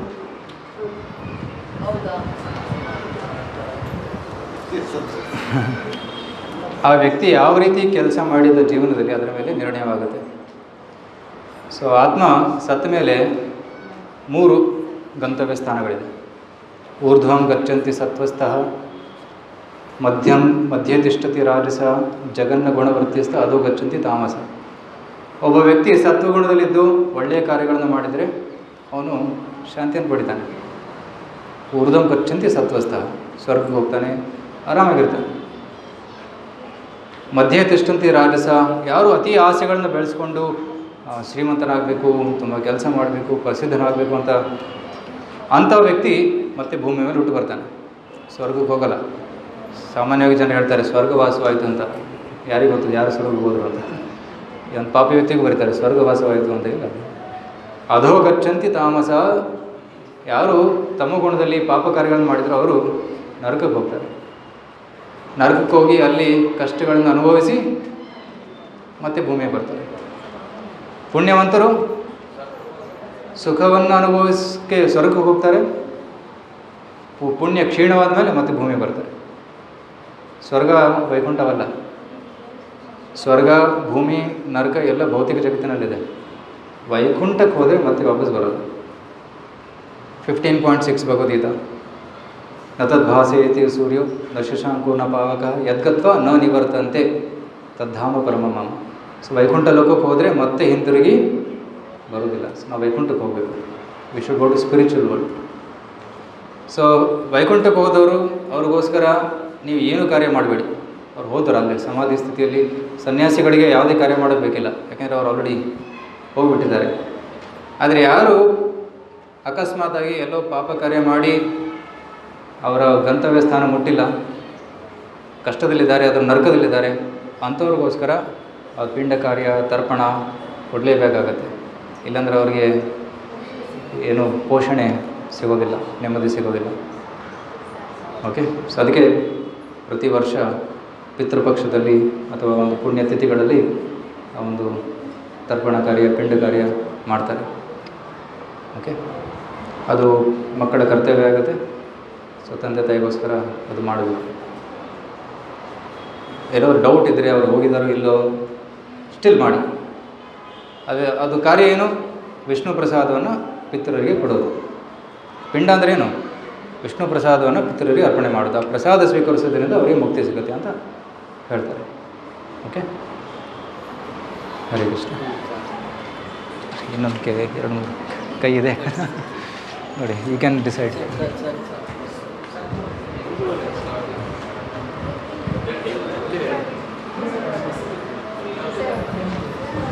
ಈಗ ಪ್ರಶ್ನೆಗಳು ಕೇಳದ ಹೋದ್ರೆ ಆ್ಯಕ್ಚುಲಿ ನನಗೂ ಲೇಟ್ ಆಗ್ತಾ ಇದೆ. ಅವರು ಈಗ ಕೈಯಲ್ಲಿ ಹೋಗ್ಬೇಕು, ಅವ್ರಿಗೂ ಒತ್ತಡ ಇದೆ. ಹಾಗಾಗಿ ಇನ್ನೊಂದು ದಿನ ಈಗ ಆಲ್ರೆಡಿ ಲಕ್ಷ್ಮಣ ಅವರು ನಾವು ಮಾತನಾಡ್ಕೊಂಡು ನಮ್ಮ ವಿದ್ಯಾರ್ಥಿಗಳಿಗೆ ಮತ್ತೆ ನಿಮಗೆ ಇಬ್ಬರಿಗೂ ಕೂಡ ವಾರಕ್ಕೊಂದು ಬಾರಿ ವಿಶೇಷ ಉಪನ್ಯಾಸ ಕಾರ್ಯಕ್ರಮವನ್ನು ಆಯೋಜನೆ ಮಾಡೋಣ ಅನ್ನೋದು ನಮ್ಮ ಅನಿಸಿಕೆ ಆಗಿದೆ. ಹಾಗಾಗಿ ಅವ್ರಿಗೆ ಅವಕಾಶ ಇದೆ ಅಂತಂದರೆ ಅವ್ರನ್ನ ಕರೆಸ್ಕೊಳ್ಳೋಣ. ಈಗ ಸದ್ಯಕ್ಕೆ ಲೇಟ್ ಆಗಿರೋದ್ರಿಂದ ಮತ್ತೆ ಊಟದ ವ್ಯವಸ್ಥೆನೂ ಕೂಡ ಮಾಡಿದ್ವಿ. ಅವರು ಕೂಡ ಬೇಗ ಹೋಗ್ಬೇಕಾಗಿದೆ. ಅದಕ್ಕೋಸ್ಕರ ಜಾಸ್ತಿ ಬೇಡ, ಇನ್ನೊಂದು ದಿನ ಅದು ಇಟ್ಕೊಳ್ಳೋಣ. ಈಗ ಅವರು ಹೇಳಿದ್ರಲ್ಲ, ನಮ್ಮ ಮಕ್ಕಳಿಗೆ ನಾವು ಹೇಳಿದ್ದೀವಿ, ಇದೊಂದು PhD ಇನ್ನೊಂದು ಸಣ್ಣ ವಿಚಾರಗಳನ್ನ ಇದ್ರ ಜೊತೆಗೆಲ್ಲ ಹಂಚ್ಕೊಳ್ಳಿಕ್ಕೆ ಇಷ್ಟದೆ. ಇವ್ರು ಹೇಳಿದ್ರು ಸರ್, ಜೀವನದಲ್ಲಿ ಮುಕ್ತಿಯನ್ನು ಕಾಣಬೇಕು ಅಂತ ಹೇಳಿ ಬಂಚ್ ಕೊಟ್ಬಿಡಿ ಅವರು ಮನುಷ್ಯರಿಗೆ ಮನುಷ್ಯ ಜನ್ಮದಲ್ಲೇ ಮಾತ್ರ ಮುಕ್ತಿಯನ್ನ ಕಾಣಲಿಕ್ಕೆ ಸಾಧ್ಯ. ಅದಕ್ಕೆ ಸರ್ ಒಂದು ನಿಮಿಷ ಮಾತಾಡ್ಬಿಟ್ಟು, ನಾರದ ಬ್ರಹ್ಮನ ಕೇಳಿದ ಪ್ರಶ್ನೆನ ಮನುಷ್ಯ ಜನ್ಮ ಯಾಕೆ ಶ್ರೇಷ್ಠ ಅಂತೇಳಿ ಈ ಕಡೆ ಗಮನಿಸ್ಬೇಕು. ಮನುಷ್ಯ ಜನ್ಮ ಯಾಕೆ ಶ್ರೇಷ್ಠ ಅಂತೇಳಿ ಯಾರನ್ನ ಕೇಳ್ದ? ಬ್ರಹ್ಮನ ಕೇಳ್ದ. ಅವ್ರ ತಂದೆ ಅಲ್ವಾ? ಕೇಳ. ತಂದೆ ಮಗನಿಗೆ ನೇರವಾಗಿ ಹೇಳ್ಬಿಡ್ಬೋದಾಗಿತ್ತು, ಅದು ಹೇಳಿಲ್ಲ.